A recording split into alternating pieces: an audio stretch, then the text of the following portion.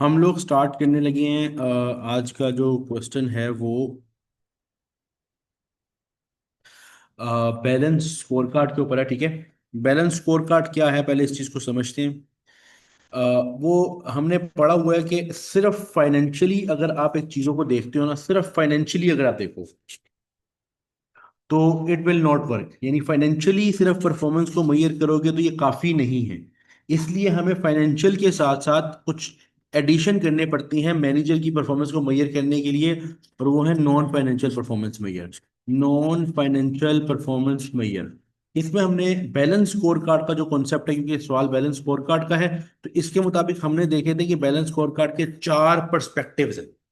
Balance score card के अपने perspective, यानी कि उसके परफॉर्मेंस को देखने के तरीके हैं चार लिहाज से। ठीक है। सबसे पहला जिसमें है फाइनेंशियल पर्सपेक्टिव, उसके बाद है कस्टमर पर्सपेक्टिव, और ये नहीं कि चेंज हो जाएंगी, ये फिक्स हैं। फिर है learning and growth perspective, learning perspective या लर्निंग एंड ग्रोथ पर्सपेक्टिव। और फिर है internal business process perspective, internal business process perspective. अब ये क्या मतलब है, ये चारों का अपना मतलब क्या है? इन चारों का अपना मतलब ये है कि हम बैलेंस स्कोर कार्ड कहता है कि जब भी परफॉर्मेंस को मेजर करो तो ये चार पर्सपेक्टिव की बेस पे करो। सही है।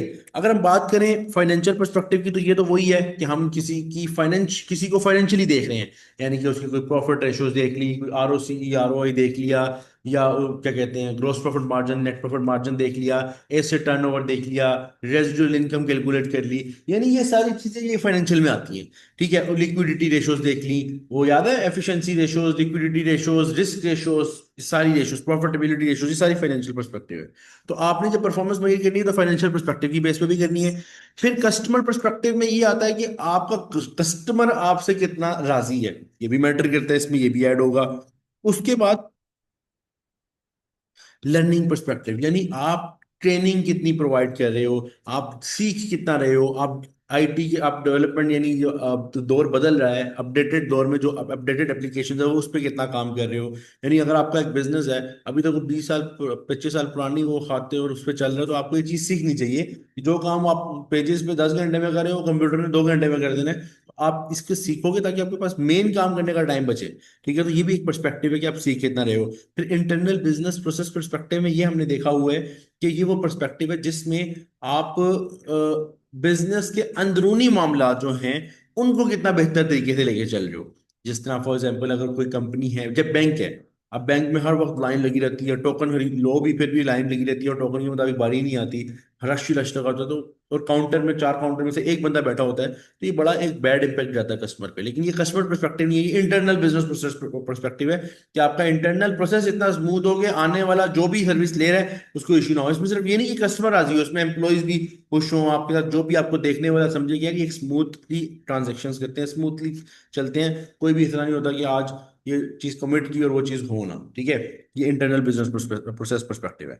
अब उसने हमें एक पूरा सिनेरियो दिया, इस सिनेरियो को हम पढ़ेंगे और फिर हमने 10 नंबर में बताना है, 10 नहीं 15 नंबर में, 6 नंबर में हमने बताना है वो चार पर्सपेक्टिव जो मैंने अभी आपको बोले हैं ना, इसी को डिस्क्राइब करना है, हम उसको थोड़ा डिस्क्राइब करेंगे। उसके बाद फिर वो कह रहा है कि फॉर ईच पर्सपेक्टिव, हर perspective of the balance score card, identify one goal together with the corresponding performance measure. यानी कि चारों को पिक करना है। जो फाइनेंशियल पर्सपेक्टिव को पिक किया, एक गोल बताना है। अच्छा, गोल अब ऐसा नहीं कि तुम लोगों ने कैसे बताओगे, तुमको हम लिखेंगे क्या कोई स्टैंडर्डाइज रटा लगाना, रटा नहीं है।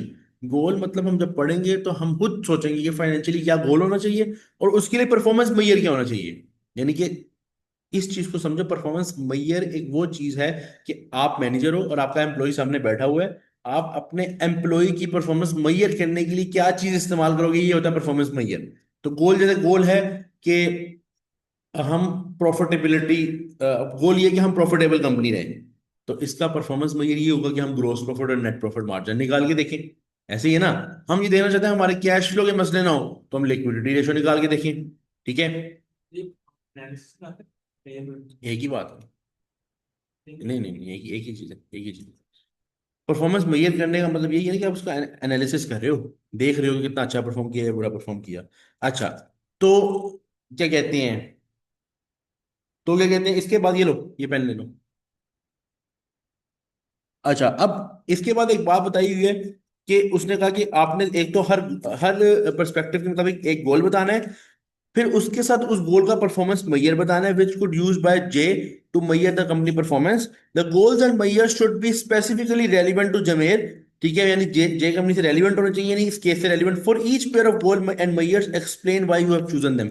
हमें साथ उस गोल को और परफॉर्मेंस मैयर जो हमने चूज करना है उसको एक्सप्लेन भी थोड़ा सा करना है, यानी ये एक आधी लाइन में हमने बताना है कि हमने ये क्यों चूज किया है और ये कैसे गोल या इसका परफॉर्मेंस मैयर है। ठीक है, तो सबसे पहले तो हम इस सिनेरियो को पढ़ते हैं और देखते हैं। पहले तो हम जनरल डिस्कशन करेंगे कि चार चार वो हैं क्या, लेकिन पहले हम इस केस को पहले देख लें कि बात कर क्या रहे। अगर सबसे पहली बात अगर आप देखें तो इसमें वो कह रहा है जे, जो कि कंपनी सितंबर 2007 में बनी, and is one of the growing number of low cost airlines in the country of Shania। S company में, एस कंट्री में की एक लो कॉस्ट एयरलाइन है। तुम समझ लो आज के मुताबिक हमारे यहाँ पे जो लो कॉस्ट जो नहीं आती हैं तो अपने लो कॉस्ट रखती हैं, और मार्केट लीडर कोई भी अपने एक फ्लाइट के बारे में सोच लो। ठीक है, जे strategy is to operate as low cost high efficiency airline, यानी इसकी अपनी स्ट्रेटजी यही है कि हमने लो कॉस्ट यानी सबसे कम टिकट चार्ज करनी है, चार्ज कम कम से कम करना है और एफिशिएंसी बेस्ट देनी है। And it does this by, ये करता किस तरह है, ये सारे पॉइंट बताए हुए हैं कि ये दोनों चीजें रिलेट करके करता किस तरह वो बताया हुआ है। पहला, operating mostly in secondary cities to reduce landing cost. ठीक है, वो बेसिकली जाता है सिटीज की तरफ। ठीक है, city to reduce landing cost, यानी कि इस तरह के सिटीज की तरफ जाता है जहां पे क्या कहते हैं कॉस्ट कम हो। अच्छा, आपको पता है ना कि जब एयरलाइन लैंड करती है तो जहां पे लैंड करती है उसको कॉस्ट पे करनी पड़ती है, रेंट पे करना पड़ता है, पता ना इस बात का कहीं पे।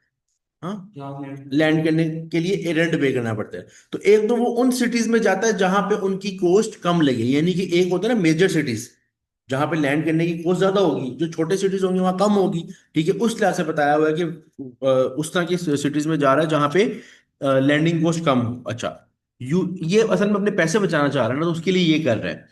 Using only one type of aircraft in order to reduce maintenance और ऑपरेशन कॉस्ट, एक ही तरह का प्लेन रखा हुआ है ताकि मेंटेनेंस और रिपेयर के लिए मुख्तलिफ बंदे ना रखने पड़े। एक बंदे को अगर पता है कि एक जहाज किस तरह ठीक होना है तो उसको सारों का बताओ, डिफरेंट डिजाइन नहीं रखे हुए।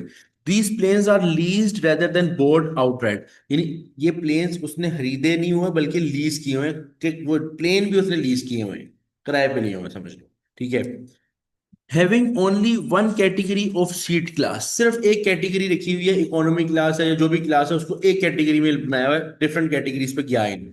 क्योंकि ऑब्वियसली वो बिजनेस क्लास में जाएगा तो वो ज्यादा चार्ज करेगा, वो उसका मोटिव नहीं है ज्यादा चार्ज करना।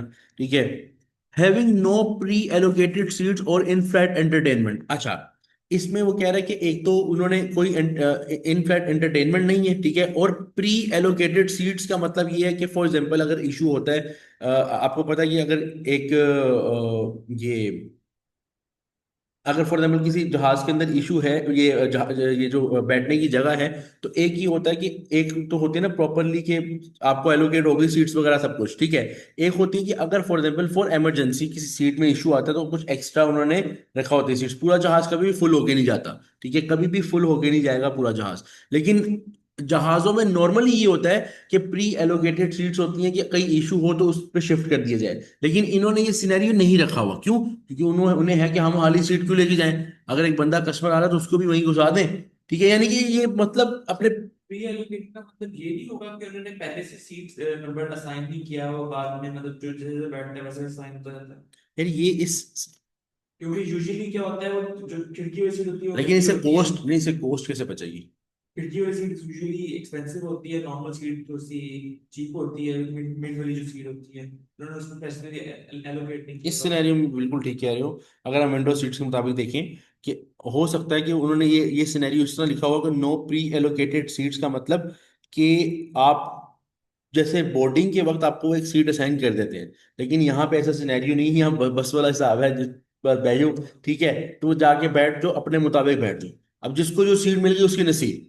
ठीक है, वैसे और इससे क्या होगा कि आप चार्ट भी सबसे एक सेम अमाउंट कर रहे हो, बाद में जिसको जो सीट मिलेगी शुरू में स्टार्ट पे जिस तरह भी, अब चाहे वो दिखने में, क्योंकि ऑब्वियसली विंडोज के पास वाली और दरमियान में जो विंडोज जो व्यूइंग सीट होती है वो ज्यादा होती है, अगर कोई जहाज के जो साइड पर के ऊपर हो तो उसकी थोड़ी कॉस्ट कम भी होती है, क्योंकि व्यू आपका रुक जाता है, या एंड वाली कुछ सस्ती हो जाती है। इस तरह का ना फर्क होता है, 1000 2 3 हज़ार का फर्क पड़ जाता है अगर आप नॉर्मली ये लोकल चल जा रहे हो तो। बाकी तो ज्यादा ही होंगे ये फर्क तो। प्री एलोकेटेड सीट्स का सिनेरियो नहीं है। अच्छा, प्री एलोकेटेड सीट्स एक और खर्चा भी तुमको बचेगा, कि जो बोर्डिंग के वक्त एडमिन बैठाई हुई है सीट्स एलोकेशन के लिए, वो बोर्डिंग के वक्त वो चीज नहीं बिठानी पड़ेगी। मतलब हाँ, उसका कंप्यूटर उसकी वो नहीं होगी, एडमिन कॉस्ट नहीं होगी, क्योंकि वो करना ही नहीं सीट एलोकेट। बस ठीक है, टिकट है किसी के पास, अपना सामान बुक करा के जहाज में बैठ जाएगा जाके। ठीक है, इस तरह ये बिल्कुल यही पॉइंट होगा। ये उस लिहाज से नहीं होगा जिस तरह मैं पहले बता रहा था कि जो सीट्स खाली होती हैं उस तरह नहीं है, ये प्री एलोकेटेड। उसको हर आगे देखते हैं, हो सकता है कोई पॉइंट इस तरह निकल आए। Focusing on e-commerce with customer both booking tickets for with customers both booking tickets and checking in for flights। अच्छा, वो ई कॉमर्स पे चल रहे हैं, यानी ऑनलाइन बुकिंग पे चल रहे हैं, यानी इन्होंने वो टेंशन भी खत्म कर दी है। कोशिश यही कर रहे हैं, वो फोकस कर रहे हैं कि ई कॉमर्स पे रहें, फिजिकली हमें वो एडमिन कॉस्ट ना लगानी पड़े, क्योंकि फिजिकली स्पेस चाहिए, सारे मामला चाहिए। तो उन्होंने अपनी तरफ से उन्होंने एयरलाइन के जितने भी खर्चे उनको बचाने के लिए ये सारे स्टेप्स किए हैं। सही है। अच्छा, अब ये सारे स्टेप्स में हम ये देखेंगे, अभी आगे सारा सिनेरियो, मेन सिनेरियो आगे बताएगा कि क्या क्या हुआ जिससे हमें परफॉर्मेंस मेजर करना है।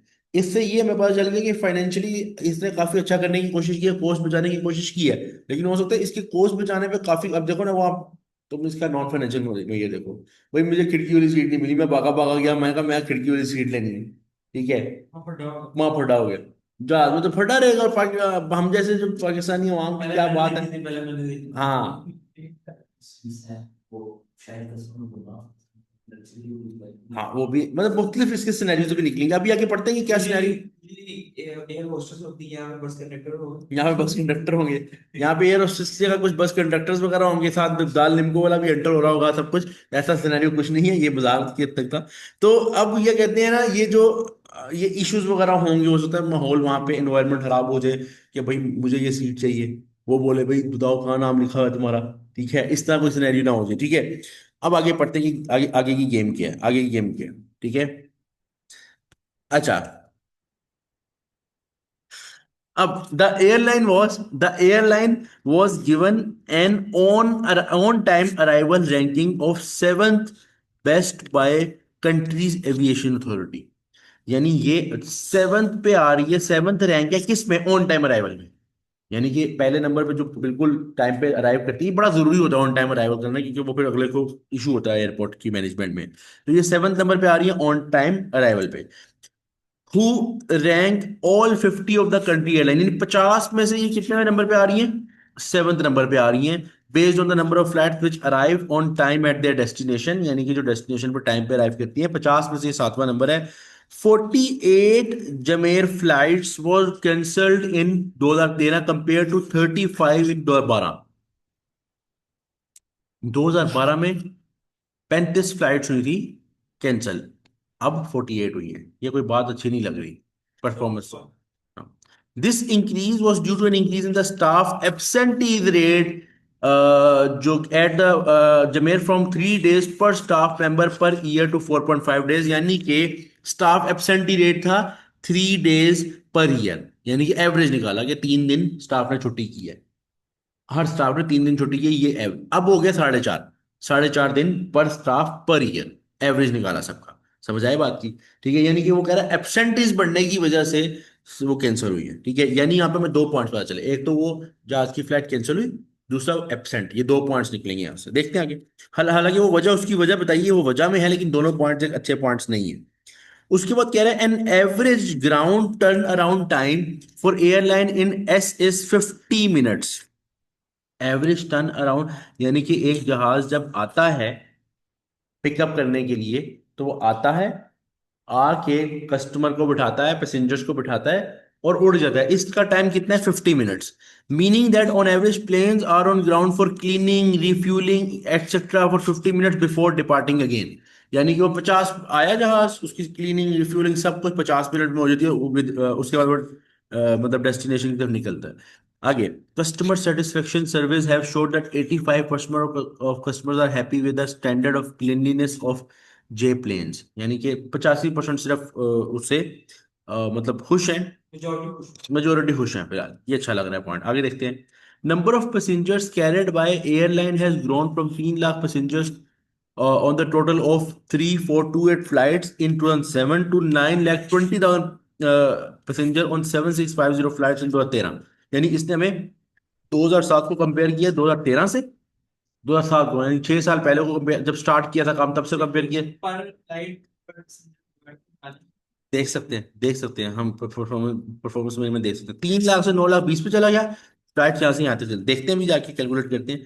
The overall growth of airline has been helped by the limited route licensing policy of Indian government.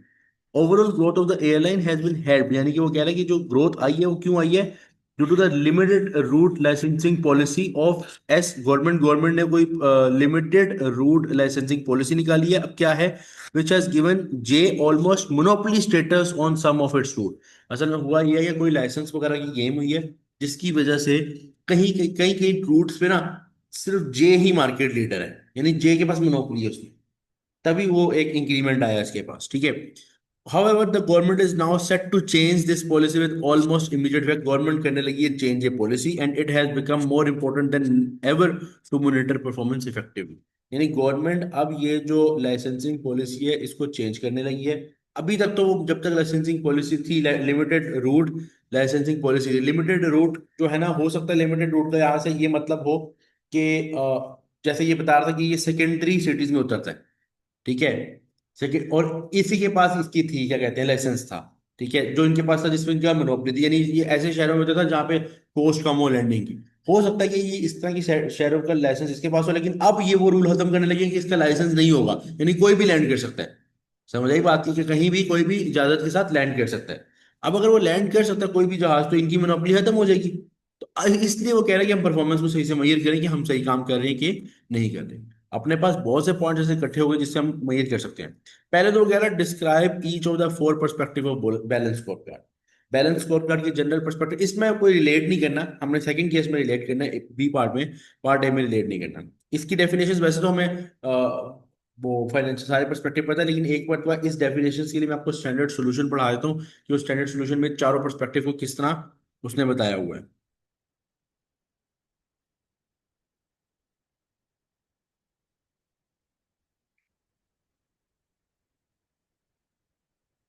ये देखो, सबसे पहले हम पर्सपेक्टिव्स पे बात करने लगे हैं, क्योंकि ये पर्सपेक्टिव जरूरी नहीं कि इस केस में से, ये पर्सपेक्टिव का जनरल डेफिनेशन ये जहां पे भी आएगी यही लगनी है, ठीक है। पहला पर्सपेक्टिव वो कह रहा है फाइनेंशियल पर्सपेक्टिव है। ये अब सोल्यूशन हम पढ़ रहे हैं, फाइनेंशियल पर्सपेक्टिव पे बात करने लगे हैं। This perspective is concern with how a company looks to its shareholders. अच्छा, ये पॉइंट जिन्होंने लिखा हुआ ना, शेयर होल्डर मालिक, शेयर होल्डर जिसने पैसा लगाया हुआ है उसको नहीं टेंशन है हमें। हम अगर कोका कोला की आज शेयर ले रहे हैं, हमें टेंशन है कोका कोला के अंदर मामला क्या चल रहे हैं, बताओ। जनरल अगर हम शेयर ले लें हमें कोई टेंशन नहीं है। कोका कोला के इंटरनल इश्यूज क्या हैं, कोका कोला के कस्टमर इश्यूज क्या, हमारा ताल्लुक ही नहीं, हम कहेंगे हमारा पैसा लगा हुआ है। तो फाइन ये जो ये वाली बात लिखी है ना कि ये पर्सपेक्टिव वाहिद ऐसा पर्सपेक्टिव है जो ये बताता है कि कंपनी का शेयर होल्डर उसको कैसे दे रहा है, यानी कंपनी का शेयर होल्डर की नजर सिर्फ फाइनेंशियल पर्सपेक्टिव पे है। तो परफेक्ट ये वो पर्सपेक्टिव है that is concern with how company looks to the shareholders, how can it create value for them, यानी कि शेयर होल्डर के लिए कैसे वैल्यू बना सकता है। अच्छा, यहाँ उसने ये बताया हुआ है कि अब ये इसमें कौन कौन से आ सकते हैं। वैसे तो बताया कि Kaplan and Norton identified 3 4 financial theme, लेकिन ये तुम लोगों को याद करने की, बंदों के नाम याद करने की जरूरत, तुम जनरल कह सकते हो कि इसमें क्या क्या आ सकता है। मतलब financial perspective includes revenue growth and mix cost reduction asset utilisation, यानी तुम इसमें सिर्फ ये नहीं और भी चीजें लिख सकते हो जिसमें मैं तुम्हें बताता हूँ। तुम इसमें बात कर सकते हो प्रॉफिटेबिलिटीज, तुम लिक्विडिटीज, रेशोज, ग्रोस प्रॉफिट मार्जिन या प्रॉफिटेबिलिटी में सब आ जाएगा ना। फिर R O C E, are आई, यानी कि जितने भी फाइनेंशियल रेशियोज पड़े सब ऐड कर सकते हो, ये इस तरह कैलकुलेट कर सकते हो। और थोड़ा तुम डेफिनेशन को और आसान कर सकते हो कि जो कंपनी के पैसों के मामलात को बताए, यानी कि कंपनी के कैश, कंपनी के जो फाइनेंशियल इश्यूज है उस पर डिस्कशन करिए, ये वो पर्सपेक्टिव है। यानी ये बताएगा कंपनी को पैसा कितना बच रहा है, कंपनी फाइनेंशियली पैसों के हिसाब से कितना बेहतर है और कितना बेहतर नहीं है, ठीक है। ये जनरल उसने एक बात कर दी, ठीक है। उसने यार बड़ा सिंपल करके बताया कि जो कंपनी कंपनी का वो पर्सपेक्टिव जो जिसपे शेयर होल्डर की नजर होती है कि वो उसकी शेयर होल्डर की लाइफ में कितना वैल्यू ऐड करेगा, और साथ उसने बता दी दो तीन डेफिनेट वो एग्जांपल्स के, रेवेन्यू ग्रोथ हो गया, या रेवेन्यू या मिक्स हो गया, या फिर कॉस्ट रिडक्शन हो गई, या फिर एसेट यूटिलाइजेशन हो गया। एसेट यूटिलाइजेशन का मतलब जैसे आरओसी रेशो है, या ये वाली जो एसेट टर्नओवर रेशो है, वो एसेट यूटिलाइजेशन में आती है। तो इस तरह उसने बात, ठीक है। दूसरा पर्सपेक्टिव क्या बोल रहे हैं, कस्टमर पर्सपेक्टिव। कस्टमर पर्सपेक्टिव में जनरली हम बताएं, हमने बात की थी कि हम ये देखते हैं कि कस्टमर की नजर में हम कैसे हैं। कस्टमर कितना सेटिस्फाइड, हाँ, कस्टमर कितना सेटिस्फाई है, 85% बात। 85% वाली बात थी। फिर और भी चीजें देखते हैं, the this consider how the organisation appears to customer. Customer perspective है कि हम कस्टमर की नजर में कैसे हैं। This the organisation should ask itself to achieve our vision how should we appear to our customer. यानी हमें अपने आप को सक्सेस लेने के लिए, सक्सीड करने के लिए कस्टमर को कैसा देखना है, यानी कस्टमर की नजर में क्या बनना है। The customer perspective should identify the customer and market segments in which business will compete। यानी कस्टमर पर्सपेक्टिव सिर्फ इसी चीज को देख रहा होगा, सिर्फ ये पर्सपेक्टिव की नजर यही होगा कस्टमर कितना हमसे सेटिस्फाई है, यानी कि identify customer and it's and the market segment in which the business will compete। का मतलब ये है कि हर मार्केट में कस्टमर की स्ट्रेटेजी डिफरेंट होती है। जैसे एग्जांपल लेते हैं, एक बड़ा अच्छा वीआईपी, मैंने 5 स्टार लेवल का एक रेस्टोरेंट बना लिया। बंदे अंदर एंटर हुए, वहां पे एक बंदा आया, उसने लिस्ट लिस्ट के बगैर ही बोला कि क्या क्या पड़ा, उन्होंने कहा ये पड़ा हुआ है, चावल पड़े हैं, दाल पड़ी है, जिस तरह ढाबों में बोला जाता है। तो वो सूट नहीं करेगा ना, क्योंकि कस्टमर हमारा जो रेस्टोरेंट है वो उस मार्केट में, कि जब वो अब नीश को, एक ऐसी नीश को टारगेट कर रहा है जहां पे बड़ा प्योरली वेटर्स आते हैं, प्रॉपर ऑर्डर्स लेते हैं, ऐसे ही है, हम मिक्स नहीं कर सकते। तो कस्टमर की हर मार्केट के मुताबिक जो डिमांड है उसकी देखने का तरीका हो रहा है। हम ही ढाबे पे बैठ के खुश होते हैं, और जिस तरह हमसे वो बात कर रहा होता है, जो वहां पे कोई भी वेटर या जो भी लड़का होता है, और हम जब किसी 5 स्टार में जाते हैं और हमसे सही से बात नहीं करता, हम ही उसे बोल रहे होते हैं, यानी है हम ही। लेकिन हम एज अ कस्टमर जब जिस बिजनेस में जा रहे हैं, जिस मार्केट में जा रहे हैं, हम भी चाहते हैं कि हमारा ट्रीटमेंट उस मार्केट के मुताबिक हो। ठीक है, तो ये लिखा हुआ है कि ये देखना कि कस्टमर कैसा है, and the market segments in which the business will compete, यानी जिस मार्केट में वो है उस मार्केट के मुताबिक कस्टमर एनालिसिस करना, ये कस्टमर पर्सपेक्टिव में आएगा। मेनली कस्टमर कितना सेटिस्फाई है, ये वन वर्ड अगर देखा जाए।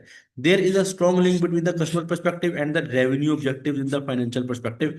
अब बात पता है क्या है, ये पर्सपेक्टिव है भी ऐसे कि अगर एक पर्सपेक्टिव अचीव होगा तो उससे दूसरा पर्सपेक्टिव अचीव होगा। जैसे तुम सोचो, अगर कस्टमर पर्सपेक्टिव अचीव होता है तो कस्टमर पर्सपेक्टिव अचीव होगा, कस्टमर परचेज ज्यादा करेगा, जब परचेज ज्यादा करेगा तो हमारा फाइनेंशियल भी अचीव हो जाएगा। यही मकसद बैलेंस स्कोरकार्ड का है, कि ये सारे जो नॉन फाइनेंशियल फैक्टर्स हैं, लॉन्ग टर्म में ये फाइनेंशियल पर्सपेक्टिव को ही करते हैं। यानी फाइनेंशियल पर्सपेक्टिव की एक वजह ये भी है कि कस्टमर सेटिस्फाई रहेगा तो पैसा देगा ना। तो ये बात है, ये लिखा हुआ है कि बहुत लिंक है कस्टमर पर्सपेक्टिव का और रेवेन्यू ऑब्जेक्टिव, यानी सेल होगी इन फाइनेंशियल पर्सपेक्टिव में। If a customer objectives are achieved, revenue objectives should be to clear है। उसके बाद बात करें इंटरनल पर्सपेक्टिव। इंटरनल पर्सपेक्टिव मैंने तुम्हें बताया कि बिजनेस के अपने मामलात कितने स्मूथली चल रहे हैं, कितने अच्छे चल रहे हैं, एम्प्लॉयज के साथ, कस्टमर के साथ, आपस में, क्लीनिंग, ये जो अभी बात की क्लीनिंग वाला पॉइंट, वो इंटरनल बिजनेस पर्सपेक्टिव में है, क्योंकि क्लीनिंग कितनी बेहतर है। ठीक है। फिर जब वो उन्होंने बोला कि ये जो सीट्स जो हैं वो कोई भी ले सकता है, कोई प्री बुकिंग नहीं होती सीट की, ये इंटरनल बिजनेस में आएगा कि ये अपना मामला है ना। अब ये स्मूथनेस इसमें नहीं शो हो रही, कहीं वहां पे लड़ाई शुड़ाई चल रही है या कोई इस तरह का मामला हो रहा है तो मसला हो सकता है। ठीक है। तो it this requires the organisation to ask itself what must we excel at to achieve our financial and customer objective. अच्छा, देखो, जो इंटरनल बिजनेस पर्सपेक्टिव है, तुम इसको देखो, जब तुम अपने सारे मामला स्मूथ रखोगे तब तुमसे खुश कौन होगा, कस्टमर। जब कस्टमर खुश होगा तो फाइनेंशियल पर्सपेक्टिव भी अचीव होगा। ठीक है। तो ये पर्सपेक्टिव ये बताता है कि आप जो बिजनेस चला रहे हो ना, वो कितने अच्छे तरीके से चला रहे हो। आप जाते हो, जैसे अभी नादरा ने काफी अच्छी जगह पे वो बना दी हुए हैं, बसेस वगैरह भी चला दी, गाड़ियां वगैरह भी आती हैं नादरा की एट होम। ठीक है, मतलब कि वो आती हैं, या अब तो वो एक पर्सन भी एलोकेट हो गया कि कॉल करो घर आके आईडी कार्ड बना देगा। ये उनका इंटरनल बिजनेस पर्सपेक्टिव है। ठीक है, पता है इस बात का कि वो उन्हें कॉल करो, बंदा आएगा घर, वहीं पे अंगूठा सारी मशीन लेके आएगा, वहीं पे आपको घर आके आपको पासपोर्ट और वो आईडी कार्ड बना देगा। ठीक है, थोड़े दिनों बाद आपको नादरा से वो रिसीव हो जाएगा। तो घर डोर टू डोर उन्होंने सर्विसेज स्टार्ट कर दी है। अब ये उस नादरा ऑर्गेनाइजेशन के लिए इंटरनल बिजनेस पर्सपेक्टिव है। रेस्टोरेंट पिज्जा की एग्जांपल ले लो। ट्राई पिज्जा रेस्टोरेंट पिज्जा हम्म। हमने ऑर्डर दिया है, कम टाइम में भी डिलीवर कर रहा है, उसको वो इंटरनल प्रोसेस जो उसने हमसे ऑर्डर किया है हाँ वो कम टाइम में हाँ हाँ, बिल्कुल ऐसे ही है। बोल तुम्हें आ रही है एक। सर ये हादी मेरी कॉल नहीं उठा रहा। अच्छा भाई, आदि भाई आप क्या, आपने क्या बोलना है उसको, अहमद भाई? हम्म। यार मेरा सर सर जी, जो सर के सर पास जी आज आप बजटिंग करा रहे हैं? नहीं, बजटिंग नहीं करवा रहा आज मैं। एक तो परफॉर्मेंस मेजरमेंट करवाऊंगा, ट्रांसफर प्राइसिंग, बजटिंग की मैं कल की एक पूरी क्लास बजटिंग की रखूंगा, क्योंकि मैंने सारे बजट्स बनाना सिखाने हैं, तो वो 1 डे में सारे बजट्स बनाना सिखाऊंगा। चलो ठीक ठीक है सर, ओके। अच्छा, अब बात यह है कि किसी ने पूछा है कि स्ट्रेट फॉरवर्ड थ्योरी क्वेश्चंस होते हैं, कहाँ से इसे याद कर सकते हैं? ये याद करने के लिए थ्योरेटिकल नोट्स होने चाहिए। एक तो जनरल आपने कहीं से जहाँ से पढ़ा हुआ है वहाँ से कोई नोट्स तो आपको मिले होंगे, अगर आपने जहाँ से भी जिस भी ट्यूटर से पढ़ा हुआ है, या आपको आपने खुद नोट किया होगा, तो इसी तरह इस थ्योरी को याद किया जाए, या फिर कैप्लन या स्टडी आपको यूज किया जा सकता है इस तरह की थ्योरीज याद करने के लिए। अच्छा, तो ये जैसे बता रहा था कि एक रेस्टोरेंट है, वो डिलीवर करता है फूड, तो वो कहता है हम 20 मिनट में आप तक पहुंच जाएंगे। ये डोमिनोज की ना, ये पता नहीं पाकिस्तान में है कि नहीं, पर इंडिया में है कि 20 मिनट से ज्यादा की, पता नहीं 40 मिनट से ज्यादा करेंगे तो आपका वो ऑर्डर फ्री होगा। आदि भाई मोबाइल बंद कर दे, बंद कर दे, क्या करेंगे? अच्छा, तो क्या कहते हैं, अब ये इनका इंटरनल बिजनेस पर्सपेक्टिव है कि वो अच्छे स्मूथली तरीके से डिलीवर कर रहे हैं, बट वो कस्टमर खुश होगा, फाइनेंशियल होगा। बिजनेस बिजनेस कैसे करेगा? हाँ। यदि बैलेंस स्कोर कार्ड आगे रखो, तो हमें बेसिकली पहले ये फोर पर्सपेक्टिव डिस्कस नहीं नहीं करना नहीं, है। इसमें उसने 6 नंबर दिए हैं डिस्कस करने के, तभी मैं डिस्कस कर। ठीक है। अच्छा, जो हमने पॉइंट चार नोट अगर ये डिस्कस करना है, कहते हैं चार पॉइंट जो financial, customer, internal, running and growth, ये हमने चारों डिस्कस करना है, हमारे 6 नंबर पूरे हैं। पूरे ठीक है। पूरे। हाँ। अच्छा, क्या स्टाफ टर्नओवर से क्या? स्टाफ टर्नओवर जो है ना, लर्निंग में आ सकता है। हो सकता है हम अपने स्टाफ को, जो स्टाफ एब्सेंट हो रहा है, हो सकता है कि हम अपने स्टाफ को ट्रेनिंग ना दे रहे हो, क्योंकि ट्रेनिंग से मोटिवेशन आती है, जब मोटिवेशन आती है तो स्टाफ प्रेजेंट रहता है। देखते हैं उसको आगे, वो तो अगले पार्ट में आएगा ना, अभी तो हम जनरल डिस्कशन कर रहे हैं। अच्छा, इंटरनल पर्सपेक्टिव में एक और बात लिखिए, it must identify the internal business processes which are critical to the implementation of organisation strategy. यानी कि असल में तो इंटरनल पर्सपेक्टिव की डेफिनेशन मैंने तुम्हें यही वाली बताई है ना, कि बिजनेस के अपने प्रोसेसेस कितना स्मूथ चल रहे हैं। यानी कि इट मस्ट आइडेंटिफाई कि बिजनेस के अंदरूनी जो प्रोसेसेस हैं वो कितने बेहतर चल रहे हैं, विच आर क्रिटिकल, जो कि जरूरी हैं, to implementation of organisation strategy, organisation को चलाने के लिए, ऑर्गेनाइजेशन की स्ट्रेटजी को लेकर चलने के लिए। These will include the innovation process, यानी हम के प्रोसेस कितना, इनोवेशन प्रोसेस मतलब कि हम सीखने के लिए क्या कर रहे हैं, बिजनेस में क्या कुछ कर रहे हैं। The operations process and the post sales process, यानी ऑपरेशन, सेल्स, परचेज, अपने एडमिन, अपने मार्केटिंग, ये कैसे लेके चल रहे हैं। और पोस्ट सेल प्रोसेस की, अगर हमने किसी को कोई चीज बेच दी है तो उसके बाद हम क्या प्रोवाइड कर रहे हैं। यानी कि हम अपने बिजनेस में जो प्रोसेसेस हैं जितने भी, जैसे अकाउंट्स एक प्रोसेस है, मार्केटिंग एक प्रोसेस है, एडमिन एक प्रोसेस है, अगर इंस्टीट्यूट की बात की जाए तो टीचिंग भी एक प्रोसेस है। तो ये सारे प्रोसेसेस कितने अच्छे तरीके से चल रहे हैं। ठीक है। फॉर एग्जांपल, अगर किसी कंपनी का फर्म है जहाँ पे सीए या आईसीसी के स्टूडेंट्स काम कर रहे हैं, उनका आने का टाइम नोट होता है, जाने का टाइम नोट होता है, ये क्या प्रोसेस इतना स्मूथ कर दो सबके लिए कि सब कुछ चीजें बिजनेस की अच्छे तरीके से चलें, कहीं रुकावट ना आए, कहीं किसी को ये ना लगे कि यार यहाँ हम आए हैं हमें समझ ही नहीं आ रही। तो जैसे नादरा की बात अभी मैं बताता दरम्यान में रह गई थी वो बात, कि ये उनका इंटरनल बिजनेस पर्सपेक्टिव है कि वो इतना आसानी कर रहे हैं अपने ऑर्गेनाइजेशन में, इतना आसानी कर दी कि कस्टमर उससे सर्विसेज इजीली ले सकता है। तो इंटरनल बिजनेस से कस्टमर राजी होगा और कस्टमर से फाइनेंशियल पूरा होगा। लेकिन नाला का ना शेयर है, ना फाइनेंशियल एड है, तो ना भाई हमने ये मार्केटिंग। पढ़ा हुआ है कि जो पब्लिक ऑर्गेनाइजेशंस होती हैं, गवर्नमेंट ऑर्गेनाइजेशंस होती हैं, इनकी परफॉर्मेंस भी मैयर होती है, तो वो मैयर की जा सकती है। उनके उनके पर्सपेक्टिव में हम ये नहीं कहेंगे कि फाइनेंशियल मैयर है, क्योंकि वो प्रॉफिट कमाने थोड़ी बैठे हुए हैं। वो तो सिर्फ आपकी कोस्ट टू कोस्ट काम कर रहे हैं, या फिर कैश ले रहे हैं तो वो गवर्नमेंट के पास जा रहा है। ठीक है। लेकिन उनके बाकी पर्सपेक्टिव की बेस पे तो आप परफॉर्मेंस मेजर कर सकते हो। परफॉर्मेंस आप, यहाँ कहीं नहीं लिखा हुआ कि परफॉर्मेंस बिजनेस के लिए मैयर होती है, यहाँ लिखा हुआ है ऑर्गेनाइजेशन की परफॉर्मेंस हो सकती है मैयर। इसको ना, तो वैसे 10 लोगों ने स्नैप किया बनवाना है, नाला का काम बंदा भी कर रहा मतलब तो 10 लोगों ने बनवाना है, वो तो लीड है। वो आप बिल्कुल अपने, लेकिन मैं परफॉर्मेंस मेजर कर रहा हूँ ना कि अच्छी है या बुरी है। मैंने कौन सा कहा कि यार वो 10 बनाना बनाना है या 11 बनाना है। 10 बंदे एक जगह, 10 बंदे गालियां निकाल रहे हैं, एक जगह 10 बंदे खुश हैं। अब नादरा जो है सारा एज अ होल नहीं ना, नादरा की कोई ब्रांच नहीं समझ आती लोगों को।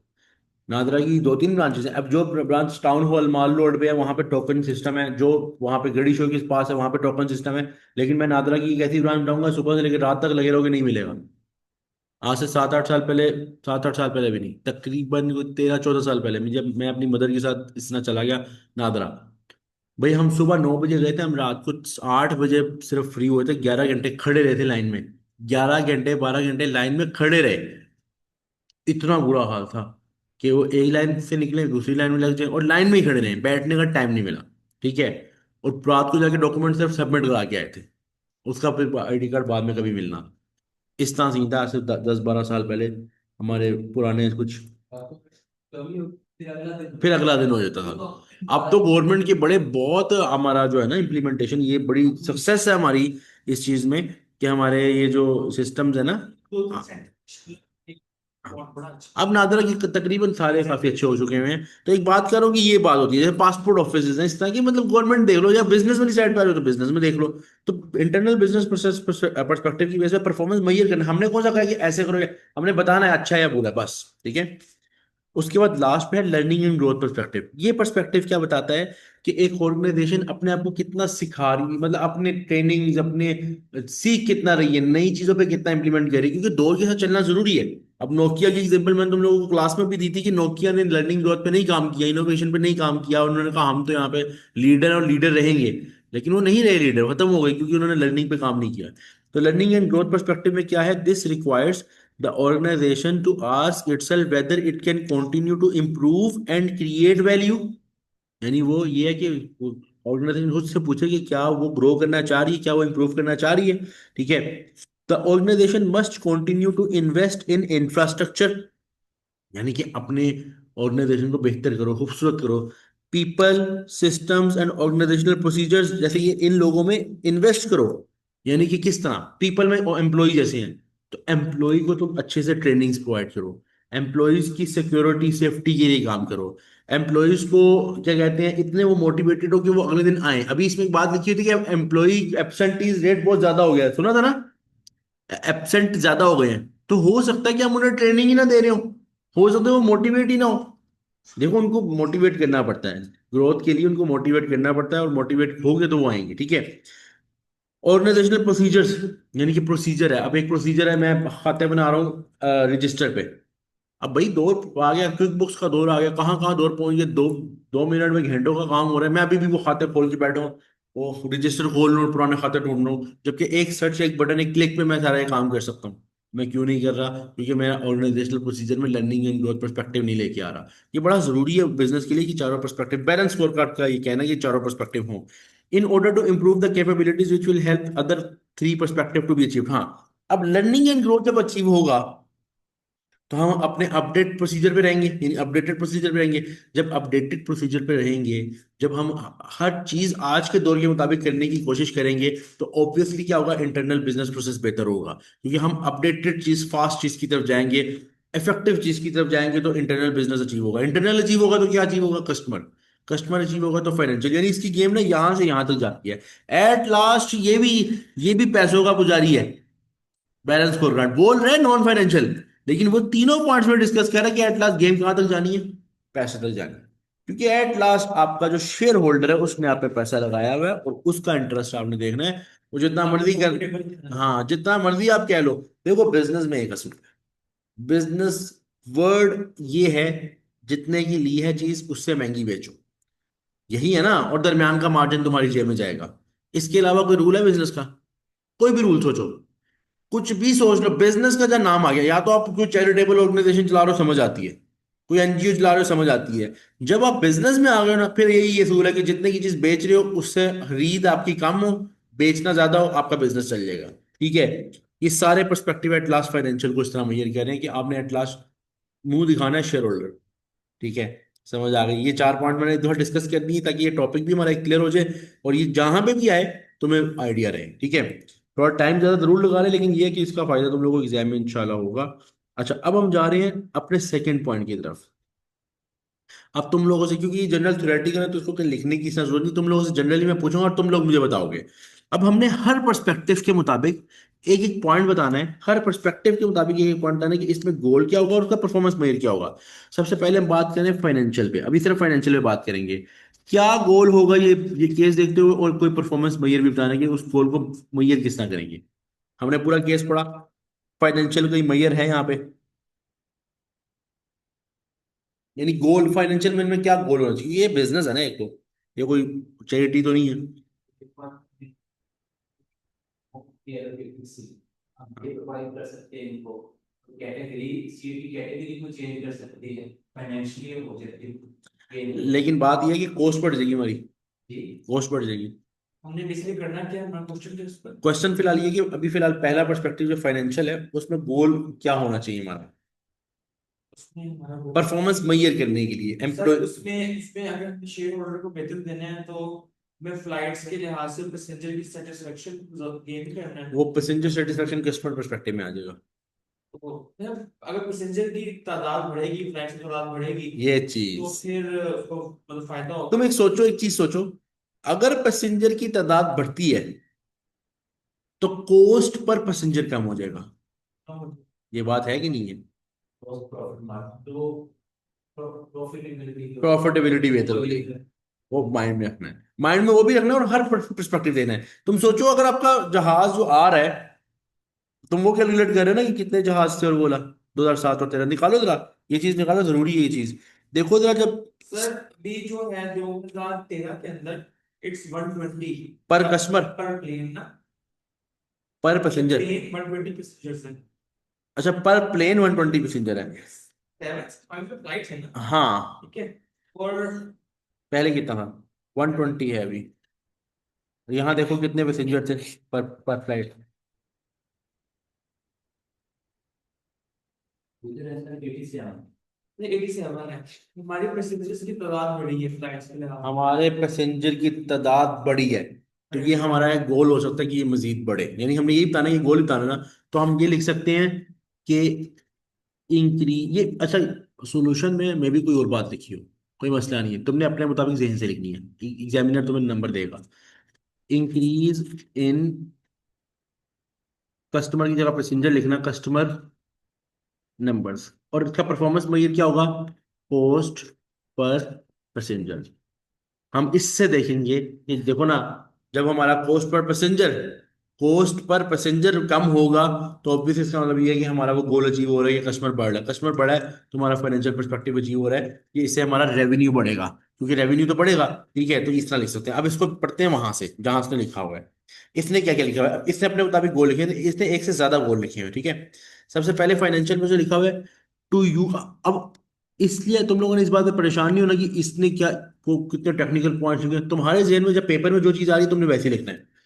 पहला गोल क्या लिखा हुआ है, to use fewer planes to transport customer. वो कह रहा है प्लेन्स की तादाद कम कर दो। क्यों?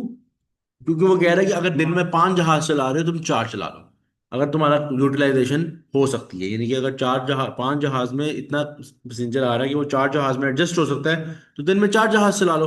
ठीक है, तो फ्यूज फ्यूअर प्लेन, इससे क्या होगा, एक बात ये भी तो थी, लीज कॉस्ट, लीज कॉस्ट भी तो, कि किराए पे लिया हुआ था ना, तो लीज कॉस्ट ऑफ प्लेन पर कस्टमर कम हो जाएगी। हमारा भी तकरीबन इससे लिंक किया है, हम भी यही बात करते हैं कि कस्टमर इंक्रीज कर दो, ये उल्टी बात कर रहे हैं कि जहाज कम कर दो, बात एक ही है तकरीबन। ठीक है, ये बड़ा हमारा। नहीं, मैं इसका पॉइंट ये है कि अगर आप पहले वो चला रहे हो, 2 जहाज चला रहे हो, 4 तक पैसेंजर लेके जा रहे हो, तो आप एक चलाओ 100 100 पैसेंजर ले जाओ। ठीक है, इस तरह एक ही रोड हो सकती है, हमने क्वेश्चन में पढ़ा कि इनके लीज पर ले लो, लीज पे ली हुई, अपना बाय कर ले तो लीज बाय करने के लिए पैसा नहीं ना। एक बात है ना कि जितना लीज पे लिया तो लीज देना पड़ता है, फिर डेप्रिशिएट भी वो होता है हाँ, डेप्रिशिएट भी होता है, फिर उसके बाद लीज जो है वो एट लास्ट कंट्रोल आपका उसके ऊपर नहीं है। लीज जब खत्म होगा तो वो चले जाएगा। फिर लीज में और इशू भी है ना कि आपको जिसने लीज पे दिया हुआ है, 10 साल का कॉन्ट्रैक्ट किया हुआ है, 10 साल के बाद आपको वो बोले किराया मैंने बढ़ाना है, वो भी मसला है, फिर आप हर वक्त इस टेंशन में रहोगे। तो ये फाइनेंशियल इश्यूज में सारे आ रहे हैं। ठीक है, कोई भी लीज रिलेटेड बात कर सकते हैं। अच्छा, उसने साथ ही एक्सप्लेन भी किया इस चीज को, एक्सप्लेनेशन भी जरूरी है। Operating efficiency will be driven by getting more customer on fewer plane, यानी वगैरह आप ज्यादा एफिशिएंट हो जाओगे this goal and measure cover the cost side of this, यानी कि इस गोल से क्या होगा, आपकी कोस्ट बच जाएगी, यानी कि कोस्ट वाली साइड बेहतर हो जाएगी। तो आपने अब यहाँ पे क्या डिस्कस किया, आपने डिस्कस यही किया कि नॉर्मल कस्टमर आप अपने जहाज जो है वो कम उड़ाओ और कस्टमर पूरा यूटिलाइज हो। इसका मतलब ये नहीं कि कस्टमर लेके ही ना जाओ, कस्टमर को इस तरह लेके आओ कि वो 4 जहाज 5 जहाज की जगह 4 जहाज में एडजस्ट हो।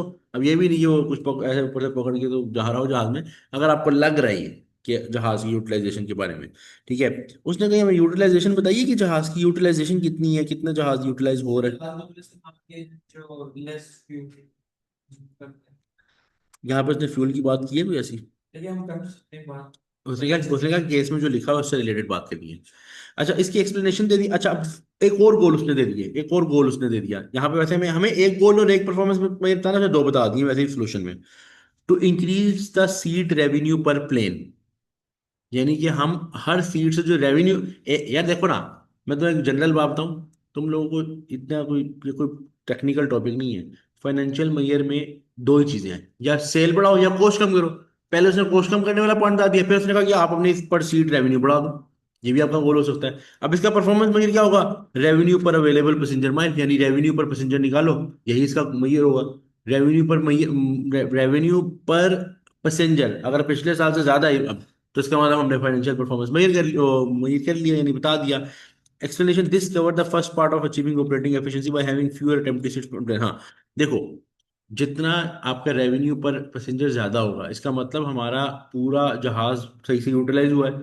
जब सही से यूटिलाइज हुआ तो एट लास्ट हमारी कॉस्ट भी तो कम होगी इससे। फिक्स कॉस्ट जो होनी है, क्या कहते हैं, क्या कह सकते हैं, फिक्स कॉस्ट जो यूटिलाइज होनी है वो कम से कम लगेगी। और इसका मतलब आप जितना रेवेन्यू ज्यादा जनरेट हो रहा है, यानी रेवेन्यू पर पैसेंजर ज्यादा रेवेन्यू है, तो ज्यादा रेवेन्यू पर पैसेंजर होगा। ठीक है, क्यों? क्योंकि देखो ना, रेवेन्यू पर पैसेंजर अगर बात की तो एवरेज निकलता है ना आपको जो कमाना है। हाँ, वैसे रेवेन्यू पर पैसेंजर पर अवेलेबल पैसेंजर, अच्छा रेवेन्यू पर अवेलेबल पैसेंजर की बात की, जितना अवेलेबल है। अब जैसे आपके टोटल कस्ट पैसेंजर थे 100, टोटल आपको रेवेन्यू जनरेट हुआ 1 लाख। ठीक है, तो अगर पैसेंजर चला जाता है कम, 80 हो तो रेवेन्यू पर पैसेंजर तो फिर भी सेम ही रहेगा ना, 1000 ही रहेगा। इसलिए कैसे बात की है एक मिनट। अच्छा, रेवेन्यू पर पैसेंजर नहीं बोल रहा, रेवेन्यू पर माइल बोल रहा है, पैसेंजर माइल बोल रहा है। बेसिकली जितना मील जहाज चला है पर किलो पर माइल बोल रहा है, मतलब बेसिकली वो बोल रहा है रेवेन्यू पर माइल। क्योंकि आपने ये चीज कैलकुलेट करते हो कि कॉस्ट, कब सर्विस है ना, सर्विस बिजनेस में आप कभी भी डायरेक्टली नहीं देख सकते कॉस्ट या रेवेन्यू, क्योंकि प्रोडक्ट तो बेच नहीं रहे, सर्विस दे रहे हो। तो आप ये देखो कि एक मील पे आपकी कॉस्ट कितनी लग रही है और एक मील पे आपका रेवेन्यू कितना बन रहा है। जितना कस्टमर ज्यादा होगा तो रेवेन्यू पर माइल ज्यादा हो जाएगा। ये मतलब है, रेवेन्यू पर माइल के हिसाब से आप देख रहे हैं कि रेवेन्यू पर माइल जितना ज्यादा होगा, इसका मतलब आप ज्यादा एफिशिएंट हो। और रेवेन्यू पर माइल उसी सूरत में ज्यादा होगा जब अवेलेबल सीट्स जो थी वो पूरी ज्यादा से ज्यादा यूटिलाइज हुई होंगी। ठीक है, ये लिखा हुआ है। उसका goal to increase the seat revenue per plane, जिसके लिए उसने बताया कि परफॉर्मेंस मेजर किया रेवेन्यू पर पैसेंजर माइल, यानी कि जितना मील यूज हो रहा है उसकी बात कर रहे हैं। ठीक है, समझ आ गई यहाँ तक? अच्छा, इसमें एक, अगर यही प्रोडक्ट बिजनेस होता तो फिर ये इसका सिनेरियो बड़ा आसान हो जाता है, मजीद आसान हो जाता है। किस तरह? प्रोडक्ट बिजनेस में increase in revenue of product, simple. इसका गोल क्या है? Revenue per unit, revenue per unit या रेवेन्यू पर कस्टमर, बस। एवरेज रेवेन्यू पर कस्टमर, ये इसका गोल होता है। उसी से पता चल सकता है ना हमने ग्रो किया या नहीं ग्रो किया। और कॉस्ट में increase in, decrease in the production या नॉन प्रोडक्शन कॉस्ट, जिसकी भी अगर कोई केस में वो बात कर रहे हैं। और देख लो उसका परफॉर्मेंस में क्या होगा, एवरेज कॉस्ट पर यूनिट, बस। यहाँ अब उसने प्लेन के साथ रिलेट किया है, सर्विस बिजनेस की बात की तो रेवेन्यू पर माइल पे चला गया, वैसे रेवेन्यू पर यूनिट होगा। सही है। अच्छा, दूसरा पर्सपेक्टिव, कस्टमर पर्सपेक्टिव। अब तुम लोग उसमें बताओ, कस्टमर पर्सपेक्टिव में क्या बात लिख सकते हो गोल में, और फिर परफॉर्मेंस मेजर भी बताना है। कस्टमर पर्सपेक्टिव में तो अब तुम्हें फाइनेंशियल से आइडिया होगा कि गोल वो किस तरह बना रहा है। तो गोल बताओ क्या होना चाहिए इस सिनेरियो को देखते हुए। सोचो भाई, सोचो। वीडियो वाला पार्ट। क्लीनिंग वाला पॉइंट, मेरा ख्याल है वो इंटरनल बिजनेस में भी जा सकता है, ऐसे कस्टमर में भी आ सकता है। अच्छा, और कस्टमर गोल चाहिए हमें, कस्टमर के लिए गोल चाहिए। कस्टमर में ज्यादा होता है। हाँ, जैसे कैटेगरी, जैसे कस्टमर सेटिस्फाई हो, जैसे कैटेगरीज वाली बात हो सकती है कि हम अभी एक कैटेगरी दे रहे हैं तो giving more categories to it. मतलब कि बिजनेस भी हो, इकोनॉमी, ये बात भी हो सकती है, और कोई बात सर कस्टमर केयर अच्छी होनी चाहिए, जहाँ रेलिवेंट बतानी है, यहाँ से रिलेट करके बात आनी। वही एक पॉइंट है। सर मैं जो हमारा कस्टमर की सेटिस्फेक्शन सर्वे का 95% पर हाँ। हैप्पी थे, हमें 15% भी फोकस करना चाहिए कि वो उनको मसला क्या है। कंप्लेन हो सकती है, complain number of customer complaints, good point, ये गोल है, ये गोल है। उनको 15% जो सेटिस्फाइड कस्टमर कोई रीजन कि वो हम्म। कंप्लेन कौन सा। कस्टमर को मेल से करना चाहिए।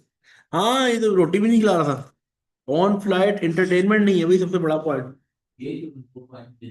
ये पॉइंट भी आ सकता है। हम बोलेंगे गोल ये है कि गिविंग द लंच, या फिर एंटरटेनमेंट, या फिर कोई भी वर्ड यहाँ पे यूज कर सकते हो वो भी वही होगा। To the customer. उसका परफॉर्मेंस मेजर होगा कि मील्स पर कस्टमर या मील्स गिवन टू कस्टमर, इस तरह। ठीक है। डॉक्टर की जगह है होस्टेस की मांग है। एंटरटेनमेंट के लिए हाँ, सीडी और बूफर शुरू लगे इसको। सही हो गया। जहाज में कौन से बुफर लगे होते हैं यार।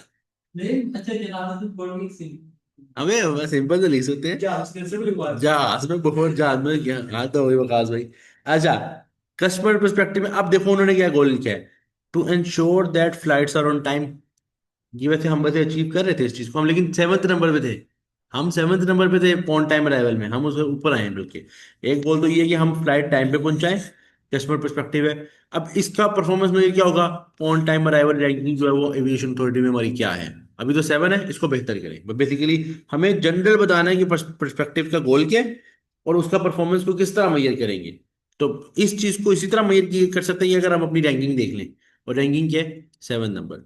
ये लिखा है, एक्सप्लेनेशन लिखा है, जमेर is currently number 7 in ranking. If it becomes known as a particularly reliable airline, customers are more likely to use it, which will ultimately increase revenue। वो कह रहा है कि अभी वो 7 नंबर है, ठीक है, और अगर वो रिलायबल एयरलाइन बन जाती है तो ऑब्वियसली रिलायबल, हर सेल्स के पास कर।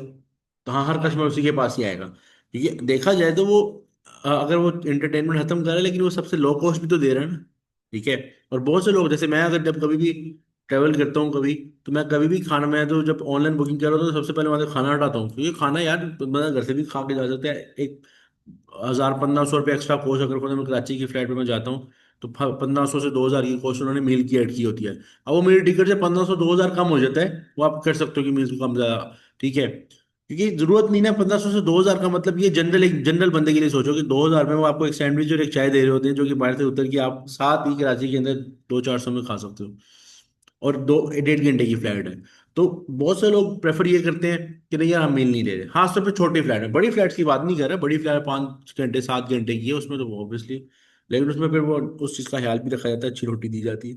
तो ये सारी चीज़ें बड़ी मैटर करती हैं लोगों के लिए। अच्छा, दूसरी साइड पे कुछ ऐसे लोग हैं जो कहते हैं नहीं रोटी हो, चाहे वो आधे घंटे की फ्लाइट में जा रहे हैं। तो अब उनकी भी एक गेम है, दोनों पर्सपेक्टिव से बात हो सकती है कस्टमर पर्सपेक्टिव में पहला गोल ये दिया हुआ, दूसरा to reduce the number of flight. Flight cancel भी तो हुई थी, कैंसिलेशन रेशियो बढ़ी थी फ्लाइट की, कस्टमर की एम्प्लॉय की एब्सेंट होने की वजह से। तो वो भी कस्टमर में आ सकता है कि 3.3 से 4.5 पे हाँ, पर ईयर हमने उसको वापस, मतलब उसको हमने कम करना है 4.5 हाँ। 3 से 2। तो बस ये कि टू रिड्यूस द, हमारा एक गोल होना चाहिए कि हम अपने नंबर ऑफ फ्लाइट कैंसिल को कम से कम करें, जिसका गोल मैयर ये है, नंबर ऑफ फ्लाइट कैंसिल। मतलब हमने सिंपल लिखना कि इसका किस तरह पता चलेगा, देख लो नंबर ऑफ फ्लाइट कितनी कैंसिल हुई है। तो हमारी कैंसिल हुई है, ज्यादा कैंसिल हुई है, बताया उसने। एक्सप्लेनेशन किया, again if flights are seen to be cancelled frequently by the, customer will not want to use it, it needs to perceived as reliable by the customer. यानी वो कह रहा है जितनी ज्यादा ये कैंसिलेशन होगी उतना कस्टमर भागेगा। भी रहता है, हाँ, तो वो मीटिंग में रहता है नीचे। उसके बाद उसके बाद अगला पर्सपेक्टिव हमारे पास है इंटरनल पर्सपेक्टिव। अब इंटरनल पर्सपेक्टिव में तो मुझे गोल बताते हो, फिर जर्नी के अंदर भी अलग बताना है, इससे हट के बनाओ, सोचो। फिर जर्नी पर्सपेक्टिव में क्या क्या डिस्कस करते हैं। बिजनेस के प्रोसेसेस वगैरह।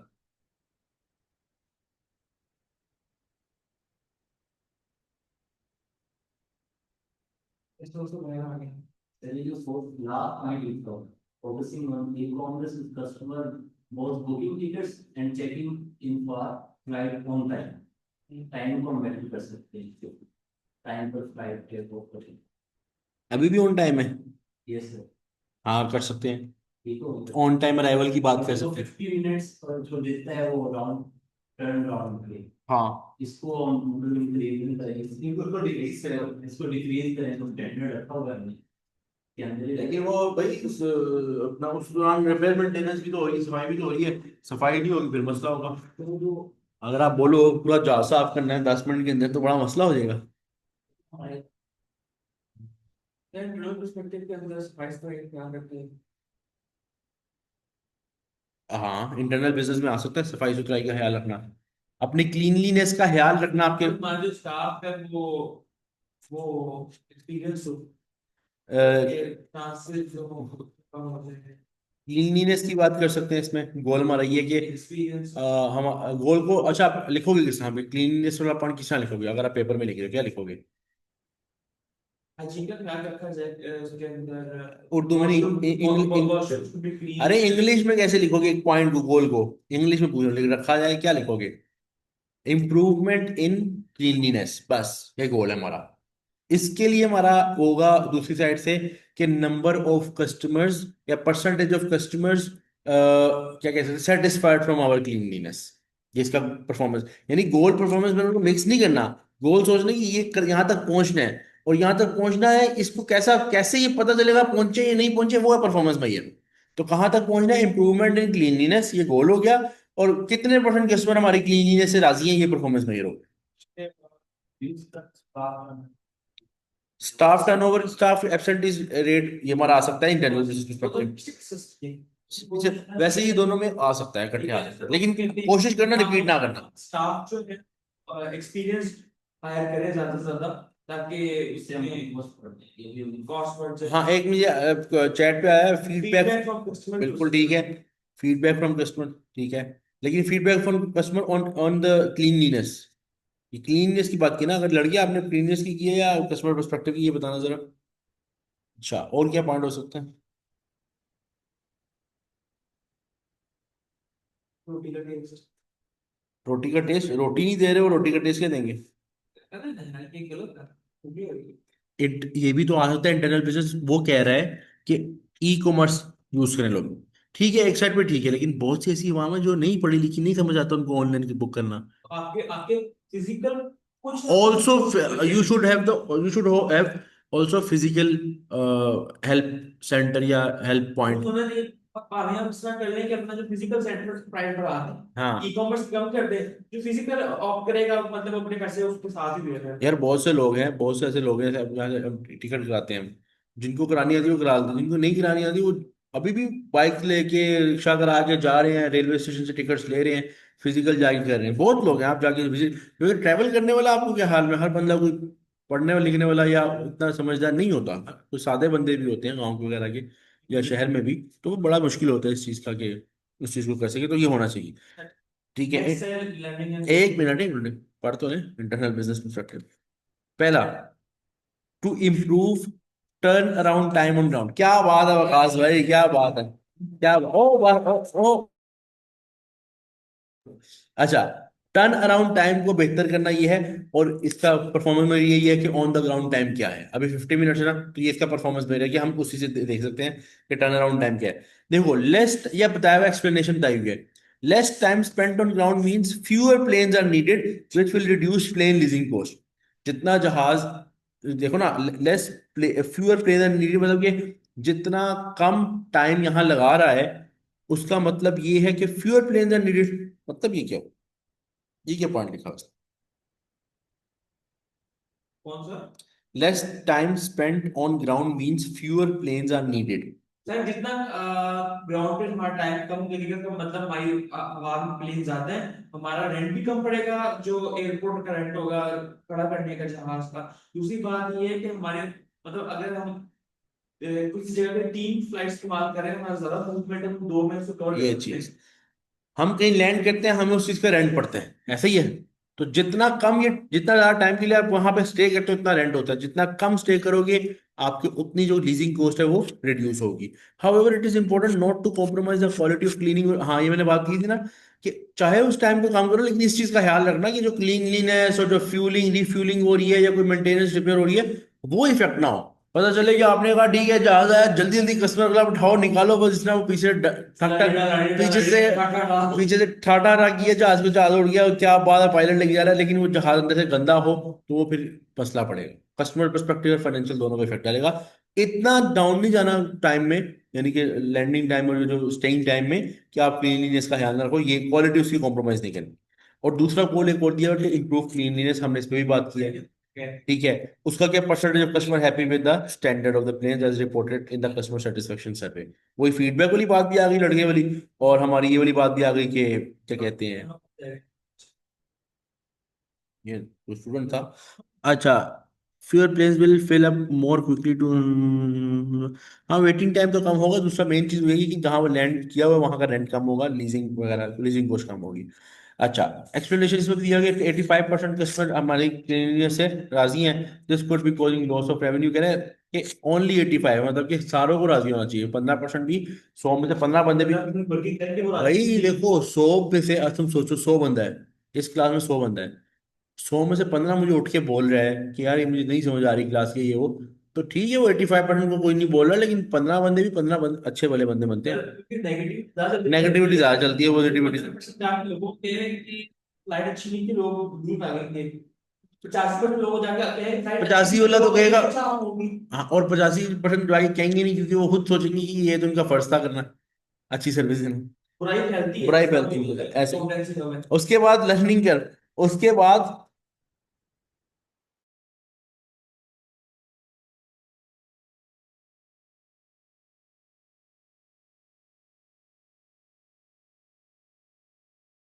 अगला है लर्निंग एंड ग्रोथ। अब लर्निंग एंड ग्रोथ में क्या हो सकता है इसमें हम अपने ट्रेनिंग प्रोग्राम लॉन्च करें अपने स्टाफ के लिए, अपने और मतलब कि तुम ये कह सकते गोल ये है कि हमारे जो स्टाफ है उसकी एब्सेंटीज कम से कम हो। कम से कम उनकी ट्रेनिंग प्रोग्राम जो प्रॉपर उसको ट्रेनर हायर करके आप ट्रेनिंग दिलवाएं। ऐसे ही हाँ नहीं, कॉस्ट इंक्रीज करती है, लेकिन वो फिर आपकी एट लास्ट फायदा ही हो सकता फायदा ही है। उसके बाद ग्रोथ के अंदर आप अपने सिस्टम्स को with the passage of time upgrade करें। साथ के साथ अगर आप ई कॉमर्स के ऊपर, तो आपका सॉफ्टवेयर जो है, आपकी जो वेबसाइट है, वो साथ के साथ अपग्रेड हो रही है, उसके अंदर वो ना हो, बीच में ग्लिचेस ना हो। और है। चलो भाई विकास भाई तुम भी बताओ। पहला ट्रेनिंग वाला ठीक हो गया विकास भाई। चलो भाई देखते हैं इसको, देखते हैं इसको। Learning perspective to reduce employee absentee rate, हमने बात की कि the number of days absent per employee, इससे पता चल जाएगा। Explanation, it is critical to जे that it workflows is reliable as adverse absent staff lead to cancelled flights, क्योंकि वो कह रहा है कि इनके बढ़ने की वजह से हमारे कैंसल फ्लाइट्स बढ़ी। दूसरा, to increase ground crew training on cleaning and refuelling procedures, हमने ट्रेनिंग दी है एम्प्लॉय को रिफ्यूलिंग और क्लीनिंग के लिए, और इसका performance number of days training पर ग्राउंड क्रू मेंबर, यानी कि हमने कितना ट्रेन किया है अपने ग्राउंड क्रू मेंबर को। एक्सप्लेनेशन किया कि if the ground crew member crew are better trained they can reduce the number of minutes that the plane stays on the ground. देखो जितना क्रू मेंबर ट्रेंड होगा, जल्दी सफाई करेगा इफेक्टिवली, तो उतना ग्राउंड पे कम जहाज खड़ा होगा, लीज कॉस्ट भी तो बचेगी, which will result in the fewer planes being required and therefore lower cost. Also, if this cleaning is better, customer satisfaction retention will increase. आगे ये लिखा, only the goal and measure were required for each perspective in order to gain full marks answer that is specific. हाँ वो ये बता रहा है कि कुछ स्टूडेंट्स अब यहाँ पे ना पूरी पूरी एक्सप्लेनेशन शुरू कर देते हैं, बहुत लेंथी लिखना शुरू करते हैं।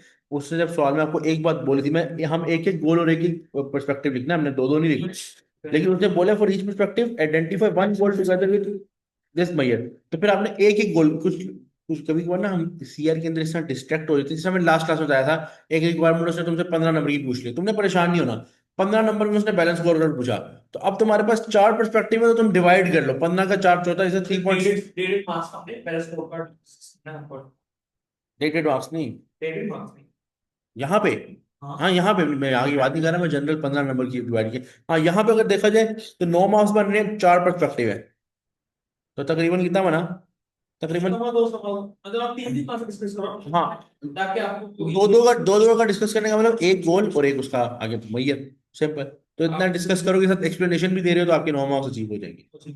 ठीक है, तो अब इस तरह का सिनेरियो कभी एग्जाम में, अब बैलेंस स्कोर कार्ड समझ आ गया ना कि डिस्कशन किस तरह करनी है। अब कोई भी सिनेरियो आए, यानी कि वो कुछ भी उठा के तुम्हें दे दे, तुम्हारे जहन में गोल्स, उसके परफॉर्मेंस में उसकी एक्सप्लेनेशन की लॉजिक आ गई है, अब मैं यहाँ पे तो हजारों इंडस्ट्रीज होंगी, हर किसी को तो डिस्कस नहीं कर सकते, तो एग्जाम में इस चीज को लेकर प्रेशराइज नहीं होना कि अब क्या करें, क्या बैलेंस स्कोर कार्ड समझ आ गया तो आ गया, ठीक है, समझ आई, कहीं इशू हो तो पूछ लेना। क्लियर है यहाँ तक? 1.5 मार्क्स में डिस्कस किया था, जो हमने 15 मार्क्स को सिर्फ डिस्कशन ही करनी है इस क्वेश्चन के अंदर। हम सिर्फ डिस्कशन ये क्वेश्चन आता है पहले स्कोर बिल्कुल आता, 20 नंबर की पूरी डिस्कशन आती है। इसमें इसलिए होगा कि जिसका पर्सपेक्टिव ऑफ पहले स्कोर कार्ड हाँ, पहले ही बैलेंस स्कोर कार्ड में है ही चार, नहीं नहीं ये जरूरी नहीं है ये 6 नंबर का है, वो डायरेक्टली पूछ सकता है पर्सपेक्टिव का आपका। मैं ये नहीं कह रहा 6 नंबर का नहीं, लेकिन अगर वो बैलेंस स्कोर कार्ड के बारे में पूछ रहा है, हाँ फिर हम लिखेंगे, फिर एक एक पॉइंट लिख, पर्सपेक्टिव ज्यादा चाहिए हाँ कि उसमें चलो ज्यादा इंक्रीज ना लिखें, उसके अंदर ज्यादा ना लिखें, एटलीस्ट उसकी डेफिनेशन बताएं। ठीक है सर। ठीक है। अच्छा, लड़के ने बोला है कि कंपेटिटिव सैलरीज भी एक पॉइंट हो सकता है यहाँ पे, क्योंकि that sometimes number one reason of high employ turnover, ये हो सकता है कि हम उनको सैलरीज बेहतर। पैसे उठा उसमें मिलेगा। बात ये है कि वो असल में यही बात है ना कि ये कोई मुझे लग रही है कोई ऐसी शेखों की कोई मतलब ना फ्लाइट है, ठीक है, मतलब अगर कोई यहाँ पे शेख हुए है तो कोई ना हो नाराज ना हो, मैं जनरल एक खास शेखों की बात कर रहा हूँ, तो उनकी फ्लाइट लग रही, तो अगर वो हो सकता है, ये बात बिल्कुल ठीक पॉइंट इसने रखी है कि लो कॉस्ट के चक्कर में वो अपने एम्प्लॉयज को लो रेट दे रहे होंगे, तो वो काम मोटिवेट होंगे, तो नंबर ऑफ एब्सेंटीज बढ़ेगा। गुड पॉइंट यार, गुड पॉइंट। ठीक है ना, वो इंसेंटिव्स दे रहे होंगे। ये हमारा परफॉर्मेंस मेजरमेंट का एक सिनेरियो पूरा हुआ। अच्छा, तो क्वेश्चन हम स्टार्ट कर रहे हैं, ये है स्टैंडर्ड कॉस्टिंग का प्लानिंग एंड ऑपरेशनल वेरिएंस, सही है। उसमें वो कह रहे हैं कैलकुलेट क्या करना है, हमने नवंबर के लिए निकालने हैं बेडशीट्स और पिलो केसेस, मेरा हाल ही केस हमने क्लास में भी किया हुआ है, सही होगा। ठीक है। Bedsheets and pillow cases and in total हमने निकालना है price planning variance, price operational, material usage और प्लानिंग यूजेज ऑपरेशनल, ठीक है। क्लास में किया था, लेकिन ये मैं थोड़ा, तो हम मेनली वो तो करते हैं, वो भी रिवाइज, एक तो टॉपिक रिवाइज हो जाएगा, दूसरा एक ये चीज हम इसमें देखेंगे, 8 नंबर की परफॉर्मेंस जो मैयर करनी है ये किस तरह करनी है, इस पे क्या पॉइंट्स हम लिख सकते हैं, ठीक है, ये भी मैं आपको तरीका बताता हूँ आज। अच्छा, अब बात ये है कि इस क्वेश्चन को पहले समझते हैं, हमें पहले प्राइस प्लानिंग ऑपरेशनल और फिर यूजेस प्लानिंग ऑपरेशनल, इसके लॉजिक पता होना चाहिए। अगर तुम लोगों में से यानी ऑनलाइन स्टूडेंट में से किसी ने ये टॉपिक नहीं पढ़ा हुआ, तो ऑब्वियसली ये टॉपिक पढ़ना जरूरी है, टॉपिक होगा पता होगा तो आगे गेम पता चलेगी। अच्छा, स्टार्ट करते हैं, अपना पहला क्वेश्चन हमारे पास है, Bedco manufactures bed sheets, Bedco manufactures bed sheets and pillowcases in which it supplies them to a major hotel chain. It uses just-in-time system and hold no inventories. Standard cost क्या है cotton की which is used to make the bed sheets and pillowcases is 5 per meter square, यानी cotton का अपना rate ये है as per standard. हर bedsheet पे 2 metre square cotton लगनी है और हर पिलो केस पे 0.5 मीटर स्क्वायर कॉटन लगनी है, ठीक है। अब आगे वो बोल रहे हैं production levels for bed sheets and pillow cases for number one as.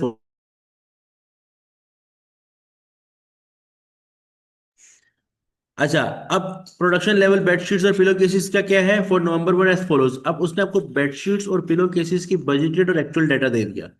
हमें पता है कि वेरिएंस निकालना, सीधा वेरिएंस निकालना, वो तो हमने F2 में भी सीखा हुआ है, बेसिक लेवल तो गेम नहीं है, वो तो कुछ भी नहीं है। मेन चीज है प्लानिंग और ऑपरेशनल, मेन चीज है प्लानिंग और ऑपरेशनल वेरिएंस में उसको कन्वर्ट करना। वो चीज अगर आपको आ गई तो आपका ये पूरा गेम हल हो गया, पूरी गेम हल हो गई, ठीक है। अब अब बात ये है कि प्लानिंग और ऑपरेशनल में हल करने के लिए हमें पहले मेन फॉर्मूला भी पता होना चाहिए, ऑब्वियसली मेन फॉर्मूला पता होगा उसी से हम जा सकेंगे। लॉजिक तो पता ना तुम लोगों को, लॉजिक क्या है, प्लानिंग प्लानिंग और ऑपरेशन की लॉजिक क्या है भाई? प्लानिंग स्टैंडर्ड डिवाइस मतलब ये नहीं सही बता रहे हो, लेकिन तुम वो कंट्रोल है, मार्केट कंट्रोल था। हाँ एक मतलब हमारे एक हमारे कंट्रोल में होता है, एक हमारा कंट्रोल नहीं होता, कौन सा नहीं होता? प्लानिंग है वो हमारे कंट्रोल में नहीं होता, गुड। हाँ भाई ऐसे ही कह रही है। ठीक है। अच्छा, अब एक्चुअल कॉस्ट की बात कर रहा है वो, of the cotton in November was 5.8 पर मीटर स्क्वायर, ठीक है। एक्चुअल कॉस्ट बात कर रहा है, और ऊपर से स्टैंडर्ड अगर आपको याद हो दी थी कि 500 रुपए की कॉटन का रेट था, अभी चला गया 5,000 या 8 पे। लेकिन देखते हैं कि ये मैनेजर की गलती थी या भाई मार्केट का मसला था। 248,000 metre square of cotton was used to make the bed sheets and 95,000 metre square was used to make the pillow cases. ये एक्चुअल डेटा आपको आ गया। World commodity prices for the cotton has increase by 20%। भाई पूरी दुनिया में month of November में 20% से रेट बढ़ गया, तो हमारा स्टैंडर्ड भी तो चेंज होना चाहिए ना। हमने स्टैंडर्ड सेट किया 2 रुपए का, भाई मार्केट में चीज 3 रुपए की मिल रही है, तो हम कैसे मैनेजर को क्यों बोलेंगे भाई तुम तुम्हारी वजह से महंगा हुआ है? तुम्हारा प्राइस वेरिएंस एडवर्स है, ऐसा तो नहीं होगा। At the beginning of the month the hotel chain made an unexpected request for an immediate design change in the pillow cases. ऊपर से इन मनुष्यों ने पिलो केसेस के डिजाइन भी चेंज कर दिए। अब जब पिलो केसेस के डिजाइन चेंज किए, यहां से समझ आ रही है कि पिलो केसेस के डिजाइन चेंज होने से मटेरियल की यूजेज पे चेंजेस आ सकती हैं। ठीक है। The new design require 10% more cotton than previously. नया डिजाइन 10% मोर कॉटन चाह रहा है। जब वो ज्यादा कॉटन है तो अभी भाई मैनेजर की गलती थोड़ी है कि यूजेज ज्यादा हो रही है, वो तो आपने डिजाइन चेंज कर दिया है, जिसकी वजह से वो कह रहा है it is resulted in the production delays and therefore shortfall in the production of 10,000 pillows in total that month. इसकी वजह से एक ये मसला भी हुआ कि 10,000 पिलोज का शॉर्टफॉल आया प्रोडक्शन में। ये हम थ्योरेटिकली जब डिस्कस करेंगे ना परफॉर्मेंस, इसमें ये कह सकते हैं कि हमारा कस्टमर पे बड़ा बैड इम्पैक्ट गया होगा। 10,000 पिलो से शॉर्टफॉल चला गया भाई, 10,000 सेल खराब हुई है हमारी सारी। The production manager at Betco is responsible for all buying and production issues which occur, although is not responsible for the setting of standard cost. वो कह रहा है जो मैनेजर है ना, वो खरीदने के लिए प्रोड्यूस करने के लिए रिस्पॉन्सिबल जरूर है, लेकिन जो स्टैंडर्ड सेट किया हुआ है उसके लिए वो रिस्पॉन्सिबल नहीं है। क्योंकि ऑब्वियसली बात है स्टैंडर्ड के अंदर जब चेंजेस आएंगी तो ऑब्वियसली ये चेंजेस एट लास्ट लीड करेंगी टू सम हाउ मैनेजर्स की गलतियों को देखेंगे हम, और कुछ जो जनरल ऐसी गलती जो मैनेजर के कंट्रोल में नहीं है। हमें अब प्राइस में और यूजेस में ऑपरेशनल और प्लानिंग मैनेज करना है भाई। आपको कराएगा एक्सेल पे ये, ठीक है। एक्सेल पे करा दूं या उस पे? ठीक हो गया, सही हो गया। नहीं है, वो नहीं है, लेना है नीचे से।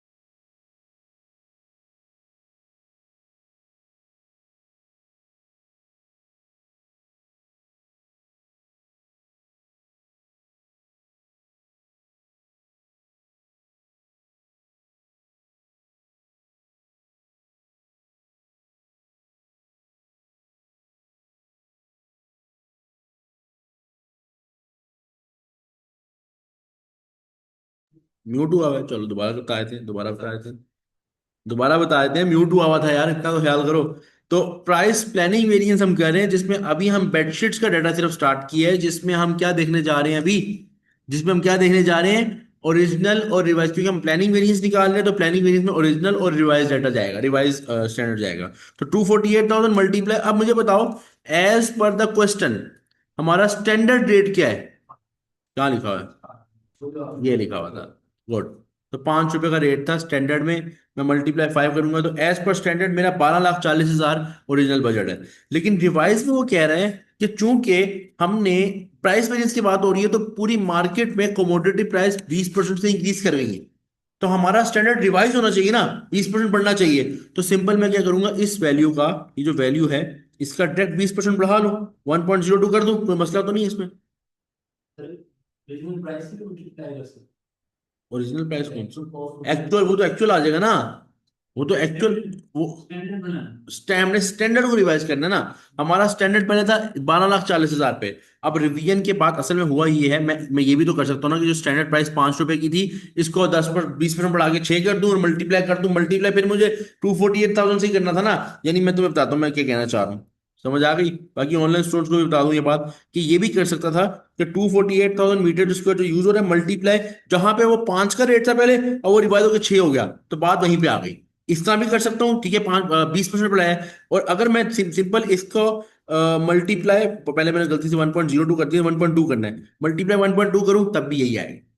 बात वही की वही खड़ी है। यहाँ से मुझे मिल जाएगा वेरिएंस, इनका डिफरेंस ले लेंगे। अब एज पर द मार्केट मेरी चीज हो गई महंगी, ठीक है, तो ये कौन सा वेरिएंस है, एडवर्स, एडवर्स वेरिएंस ऊपर 48। 248,000 से। सर जो मुस्लिम पीस करना है कि हम यहाँ कुछ ना कुछ कर रहे होते हैं तो हमें कोई इशू नहीं आ रहा होता, और हमें फॉर्मूलाज की जुबान के ऊपर फोन फोन आ रहे होते हैं, जब घर करने बैठते हैं तो हमें यही चीज मुश्किल होती कितने है। क्वेश्चन सीआर के अभी तक किए हैं खुद से? Sir clear. सर आपके साथ की हाँ, तो मसला आएगा जब तक खुद मैंने तुम लोगों को बैच के स्टार्ट पे ये बात की थी कि तुम लोगों ने 50 सीआर करने हैं खुद से। मैंने बोली थी ये बात, 50, मैंने कहा था 50, एटलीस्ट 70-80 सीआर तुम्हारे टोटल इन क्लास और खुद से कंप्लीट होके होने चाहिए। तो मैंने फिर मुझे पता कि तुम लोगों ने वो भी नहीं किए, तो मैं 25 तक आ गया था। अब इससे नीचे मैं नहीं आ सकता। तुम्हारे पास जितने दिन है रोज के 2 या 3 सीआर लगाओ, ठीक है, 2 सीआर भी करोगे तो अगले हफ्ते के अंदर एटलीस्ट 14 सीआर तो हो जाएंगे ना यार। लेकिन ये करोगे तो फिर होगा ना यार। अच्छा, किया है नहीं तो हो क्या नहीं रहा? चलिए तो कब नहीं हो रहा, ये कब नहीं हो रहा जो तुम कर नहीं रहे? जो तुम जो तुमसे हो नहीं रहा वो तुम कब कर रहे हो, कर ही नहीं रहे तो कब, क्या क्या मतलब, मुझे कुछ सेंस नहीं है इस बात का। अच्छा, भाई पढ़ोगे तो प्रैक्टिस करोगे तो होंगे ना।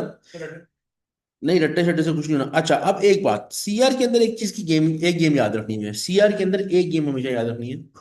सीआर देखने में बड़ा क्वेश्चन है, दिखने में टेक्निकल लगेगा, ऐसा नहीं है। इसको पढ़ के ना, इसका डाटा को ना सेग्रीगेट करना सीखो। जैसे मैं जब पढ़ रहा होता हूँ तो मैं तुम लोगों के जेहन में डाटा फिट कर देता हूँ, ये चीज इस तरह है, ये चीज इस तरह है, ये रेट, ये एक्चुअल बात, और ये तुम क्लियर कर देते। लेकिन जब तुम खुद करते हो तो तुम ये चीज नहीं करते। तुम सवाल पढ़ते हो, रिक्वायरमेंट पढ़ते हो, फिर एग्जाम में जाके हाथ खड़ा करके कहते हो पानी, ठीक है, ये हिसाब हो रहा होता है। तो ऐसा ना हो, इसलिए पहले से प्रैक्टिस सीखो, डाटा को सेग्रीगेट करना सीखो, डाटा को समझना सीखो। अच्छा, तो उसके बाद ये फजूल बातें करने से पेपर जो है ना आगे पीछे उसके बाद बेडशीट के साथ हम इसी प्राइस प्लानिंग का जो प्राइस प्लानिंग बेडशीट का किया, अब इसी में हम प्राइस ऑपरेशनल वेरिएंस भी देखने लगे हैं, ठीक है, बेडशीट्स का ही। इसमें अगर हम देखें तो हमें पता है क्या। सर ना आपको फाइल लगा लो मेरे साथ, फिर डिस्कनेक्ट भी होता हूँ। मैं वाईफाई नहीं कनेक्ट किया हुआ है, मैंने हॉटस्पॉट लगाया हुआ है आपको नहीं कह रहा हूँ, फाइल लगा दो अपनी मोबाइल से, अपना। डाटा केबल, डाटा कनेक्ट रहता है। डाटा कनेक्शन होता है सिस्टम। अच्छा, अब प्राइस ऑपरेशनल वेरिएंस में बेडशीट में हमें पता है कि ऑपरेशनल वेरिएंस में रिवाइज वाली अमाउंट तो यही जाती है ना आगे। वैसे ये अमाउंट खत्म हो जाएगी क्योंकि रेफरेंस ही था, लेकिन मैं इस तरह कर लेता हूँ, इक्वल टू ये अमाउंट, ठीक है, रिवाइज हुई आगे। अब एक्चुअल में देखते हैं, एक्चुअल, एक्चुअल क्या, एक्चुअल प्राइस या actual material cost, actual material cost ऐसा लिख सकते हैं, ठीक है। अच्छा, इसमें ना अब कुछ कुछ ऐसा है कि कुछ लोगों ने स्टैंडर्ड कॉस्टिंग किया होता है थोड़ा और तरीके शॉर्टकट से। वो ट्रिप ए और ए एस इस तरह किया होता है, वो बेसिकली एक शॉर्टकट होता है। नॉर्मली आपके ना ये बुक के अंदर वो शॉर्टकट से बताया हुआ। मैं इस तरीके से इसलिए करवाता हूँ, इससे ज़्यादा क्लियर हो जाता है कि लॉजिक के साथ समझ आती है। उसमें लॉजिक नहीं, उसमें रट्टा ज़्यादा है, शॉर्टकट है, जल्दी हो भी जाता है, आंसर्स भी आते हैं।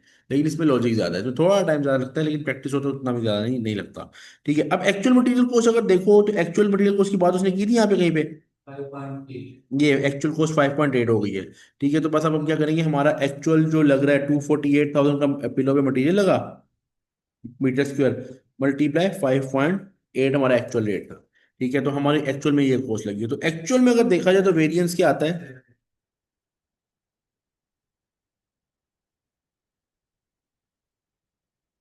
49,600 से फेवरेबल आ गया, ठीक है। यानी कि ये वेरिएंस यहाँ पे फेवरेबल है। अब दिखने में अगर फॉर एग्जांपल कोई बंदा प्लानिंग और ऑपरेशनल में नहीं जाता, दिखने में फॉर एग्जांपल कोई बंदा प्लानिंग ऑपरेशनल में नहीं जाता, वो डायरेक्टली देखता है, तो डायरेक्टली तो यही होगा ना कि स्टैंडर्ड उसका है 1 to 4 टेट्राजीरो का, और एक्चुअल में उसने लगाया 143, तो बोला जाएगा मैनेजर ने अच्छा परफॉर्म नहीं किया। लेकिन असल में ऐसा नहीं है। असल में ये है कि 1 to 4 पे था, मार्केट की जब रिवीजन हुई तो 1488 पे प्राइस चले गई, ठीक है। तो उसके मुताबिक वेरिएंस मार्केट की वजह से आया 24, ये जो आया 248। हालांकि जो रिवाइज उसको मिला था 1488 टेट्रा जीरो, इतना होना चाहिए था, उसने 1438400 में ये काम कर दिया। क्या? हाँ, और ये तो करना है भाई, ये प्रैक्टिस।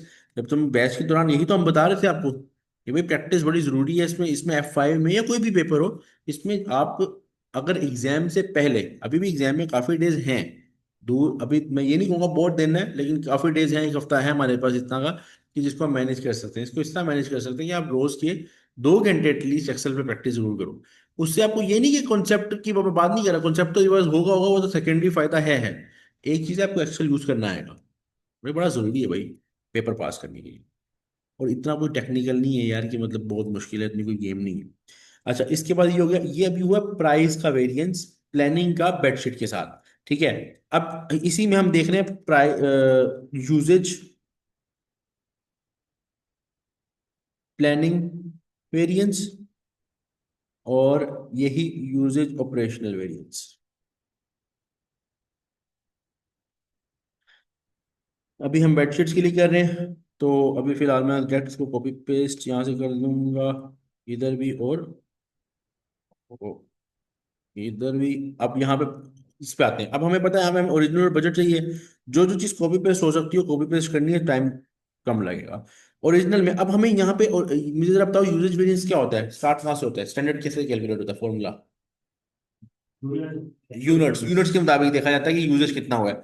तो एक्चुअल प्रोडक्शन यूनिट्स माइनस नहीं, ये तो यूनिट है। प्राइस। मल्टीप्लाई स्टैंडर्ड प्राइस में स्टैंडर्ड क्वांटिटी। यहाँ पे क्वांटिटी देखनी कितनी क्वांटिटी चाहिए, ठीक है, क्वांटिटी। और इसका कंपैरिजन हम डिवाइस से करेंगे। अच्छा, अब वैसे देखिए एक्चुअल प्रोडक्शन यूनिट्स कितने हैं, ये दिए हुए एक्चुअल, ये देखो ये एक्चुअल प्रोडक्शन यूनिट्स, ये बेट्स 1,20,000, ठीक है। तो 1,20,000, ठीक है, मल्टीप्लाई स्टैंडर्ड क्वांटिटी ऊपर बताई हुई थी। ओ, सर 5.8 मीटर पर स्क्वायर मीटर था। वेट में से ना थोड़ा सवाल ऊपर नीचे हो गया, रोलेक्स कर दो सर। ये रहा। अच्छा, ये दिया हुआ है जीरो, ये बताया हुआ है 2 मीटर बताया हुआ है बेडशीट के लिए, 0.5 पिलो केसेस के लिए। ठीक है, तो 2 मीटर यहाँ पे सिंपल लिखोगे, 2 मीटर इसका यहाँ पे लगना चाहिए था, यानी 2,40,000 मीटर स्क्वायर लगने चाहिए थे। अब रिवाइज में ये है कि हर पिलो पे 10% ज्यादा लगेगा। उसने बोला था कि हमने डिजाइन चेंज किया है। ये बेडशीट है ना, वो वो ये कह रहा है, देखो मैं बताता हूँ, वो ये कह रहा है कि द वर्ल्ड कोमोडिटी, ये बताया हुआ है कि hotel chain the immediate design in pillow cases. अच्छा हाँ, वो पिलो केसेस में डिजाइन है, द न्यू डिजाइन, यानी कि बेडशीट में ऐसा नहीं है। मैं देख लेता हूँ, देख लेता हूँ, वो बता रहा है कि at the beginning of the month उसने कमोडिटी प्राइसेस बढ़ा दी है। उसके बाद द न्यू डिजाइन और required 10% more, it is production delay and therefore shortfall in production of the production. अच्छा, बेडशीट में कोई सिनेरियो नहीं दिया हुआ उसने पिलो केसेस का, तो इसके लिए ये हमारा फिर क्योंकि इस स्टैंडर्ड को रिवाइज करने की जरूरत नहीं है, इस स्टैंडर्ड को रिवाइज करने की जरूरत नहीं है। तो हमारा ये जब कभी प्लानिंग में कोई चेंजेस ना आए, जैसे कोई स्टैंडर्ड है जो चेंज नहीं हुआ, जैसे यहाँ पे अपने बेडशीट्स के कोई भी स्टैंडर्ड को ये नहीं बताया कि चेंज, तो उस केस में रिवाइज स्टैंडर्ड भी ओरिजिनल स्टैंडर्ड ही रहेगा, क्योंकि रिवीजन तो हुई नहीं ना। और ये रिवाइज वेरिएंस में वेरिएंस कितना आएगा, 0। ये आ जाएगा 0, समझ आ गई? अच्छा, अब साथ ही तुम लोग जाओगे दूसरे साइड पे ऑपरेशनल में, ऑपरेशनल के लिए तुम्हें रिवाइज तो चाहिए चाहिए, ठीक है। तुम यहाँ लिखोगे रिवाइज के लिए 240,000 की अमाउंट होगी। और जब एक्चुअल में आओगे तो एक्चुअल क्वांटिटी कितनी यूज हुई है बताया उसने, कितनी? 248,000, ये बताया, ये 248 क्वांटिटी जो बताया बेडशीट की यूज हुई है, 248,000। अब तुम अगर देखो तो यहाँ पे 240 में से 248 ज्यादा लगा तुम्हारा, तो फेवरेबल एडवर्स है? एडवर्स है। और ये वेरिएंस है तुम्हारा, ऑपरेशनल वेरिएंस है यूजेज का, मटेरियल का, material usage operational variance bedsheets का। अच्छा, अब ये आया है आंसर मीटर स्क्वायर में। हमें इस बात का पता है कि इसका आंसर हम मीटर स्क्वायर में नहीं रख सकते, इसको डॉलर्स में कन्वर्ट करना है। यूजेज वेरिएंस कभी भी डायरेक्टली नहीं आता, तो हम स्टैंडर्ड रेट से करेंगे। स्टैंडर्ड रेट क्या चल रहा था, ये ऊपर जो स्टैंडर्ड रेट इसने हमको दिया हुआ स्टैंडर्ड रेट की बात हो रही है, एक्चुअल नहीं, जो 5 पर मीटर स्क्वायर है, तो इसे मल्टीप्लाई करेंगे स्टैंडर्ड प्राइस पर मीटर स्क्वायर, ठीक है। स्टैंडर्ड प्राइस पर मीटर स्क्वायर से करेंगे, वो कितना है, 5। तो वेरिएंस लिखेंगे, वेरिएंस इन, आगे ब्रैकेट में डॉलर ले लो, ताकि देखने वाले को पता चले डॉलर में वेरिएंस आ गया। तो हम भी ग्राम में ये एवरीवेयर को यूज कर सकते हैं, जिसमें एसटीडी स्टैंडर्ड को। हाँ कर सकते हैं, एसटीडी जनरली दिखने में स्टैंडर्ड ही लगता है। ये फॉर्मूला, क्वांटिटी। हाँ ये लिख सकते हैं, ये लिख सकते हैं। समझ आ गई यहाँ तक? ये अभी पिलो केसेस और उसके लिए क्या हुआ है, प्राइस का हो गया प्लानिंग ऑपरेशनल, और यूजेज का प्लानिंग ऑपरेशनल। ये हमारे साइड में हाँ, बाकी हमारे साइड बाकी असाइनमेंट हो गई किस विषय में? असाइनमेंट कल देखो मैं अच्छा, अब बात ये है, अब बात ये, फिर से चले हाँ अगला वाला मैं सिर्फ डिस्कस कर रहा हूँ, मैं आपको यहाँ पे नहीं करवा रहा हूँ, मैं डिस्कस कर रहा हूँ, बता रहा हूँ। अब दूसरा केस है हमारे पास, अगर मैं इसका ओपन करूँ तो हमारे पास दूसरा केस है पिलो का। मैं इसलिए दोबारा नहीं कर रहा क्योंकि टाइम ज़ाया ही होगा। असल में दूसरा केस में सिर्फ ये है कि जहां जहां हमने एक्चुअल क्वांटिटी ली है बेडशीट्स की, वहां वहां लेंगे पिलो केसेस की। किलो जहां यूनिट उसके लिए वहां इसकी यूनिट लेंगे जहाँ जरूरत है। जब क्वांटिटी से एक्चुअल क्वांटिटी चाहिए या एक्चुअल प्राइस चाहिए, वो फिर हम पिलो केसेस की यूज करेंगे। लेकिन यहाँ पे चूंकि कॉटन में 20% इंक्रीज था और यूजेज के में फिर वहां पे तो आया था ना जीरो, लेकिन पिलो के डिजाइन में जो चेंज आया ना, जिसमें 10% मटेरियल ज्यादा बढ़ा, उससे रिवाइज वेरिएंस भी निकलेगा। यानी रिवाइज जो होगी वो प्लानिंग वेरिएंस भी निकलेगा पिलो में, इसमें नहीं निकला था। ये क्या है? अच्छा, अब इसके अंदर ना एक डिस्कशन है, ये जरूरी थी असल में, सवाल कराना इतना मकसद नहीं। हाँ, सवाल कराना मकसद नहीं है, ये चीज ज्यादा जरूरी थी। 8 मार्क्स इजीली अचीव होंगे ना, दो प्रोडक्ट्स हैं, फिर प्राइस पे दो प्रोडक्ट्स को डिवाइड करो, कितने कितने मार्क्स हो गए दोनों के लिए? चार चार। चार में 2 मार्क्स के लिए प्लानिंग, 2 मार्क्स के लिए ऑपरेशनल, फिर एक प्राइस और एक यूजेज। तो एक एक बात पे एक एक पॉइंट लिखनी है, एक एक पॉइंट पे एक एक बात लिखनी है। जो हम लिखते हैं ना उसके बाद यानी कि सिंपल में एक ही बात लिखता हूँ ना, कि मैं सिंपल एक्सेल खोल के बताता हूँ, मैं सिंपल अगर सिर्फ ये लिख दूं ना, for the bedsheets price planning variance of minus 280.48 adverse is not due to managers but due to the increase in the price in the international market. That's why the variance we get the adverse variance. एक number मिल गया, देख के लिख देने में एक number मिल गया। On the other hand, if we see the variance, the operational variance in price for bedsheet, that is 49,600 favorable. In total, it seems, अगर in total we see the complete difference of original standard and actual, we come to know that manager, it seems that manager is not performing good. But actually, when we split it into planning and operational, the favorable variance arises. That means that actually manager has performed well when we compared revised with actual material cost. 2 point हो गए। अच्छा, तीसरा point, अब जिस समय मैंने ये बात की, इस तरह मैं बात करूंगा यूजेस के लिए प्लानिंग ऑपरेशनल, फिर इसी तरह मैं बात करूंगा पिलो के प्राइस और प्लानिंग और प्राइस ऑपरेशनल, और पिलो के यूजेस का प्लानिंग और यूजेस का ऑपरेशनल। 8 नंबर पूरे हो गए। उसने उसने कहीं ये बोला है कि रेकमेंड करो, कुछ करो, उसने कहा असेस करो। हम असेस तो कर रहे हैं, बताओ तो रहे सारी बातें, और क्या बताएं? Yes sir. हाँ भाई, क्या हुआ दी भाई? नहीं इसमें सही होता है। अच्छा, अब पिलो के लिए भी यूजेज में भी ये बात लिख सकते हैं कि it seems that the manager was not performing well, but in pillow cases actually there is a change in the design and the cotton usage was 10% more, the usage there is increase in the usage. 5% और yes, तो हम इस तरह ये बात करके आगे बता सकते हैं कि अब मैनेजर ने कितना परफॉर्म किया, मैनेजर को कितने, और फिर ये भी बात देख सकते हैं कि manager should only be obliged for the adverse variance or favorable variance of operational sides, not planning side. Planning was due to the other external factors that was not in the control of manager, and it's not like good to assess the performance of manager on planning basis chief कर easily। समझ समझ आ गई यहाँ तक?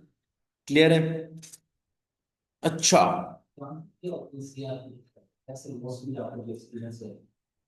Next, हाँ मैं बताता हूँ, एक मिनट जरा ना, मैं यहाँ पे हमारा वैसे स्टैंडर्ड खत्म है, एक मिनट में जरा इसको कर दूँ म्यूट। एक मिनट स्टूडेंट, मैं जरा नया क्वेश्चन लेके आ रहा हूँ।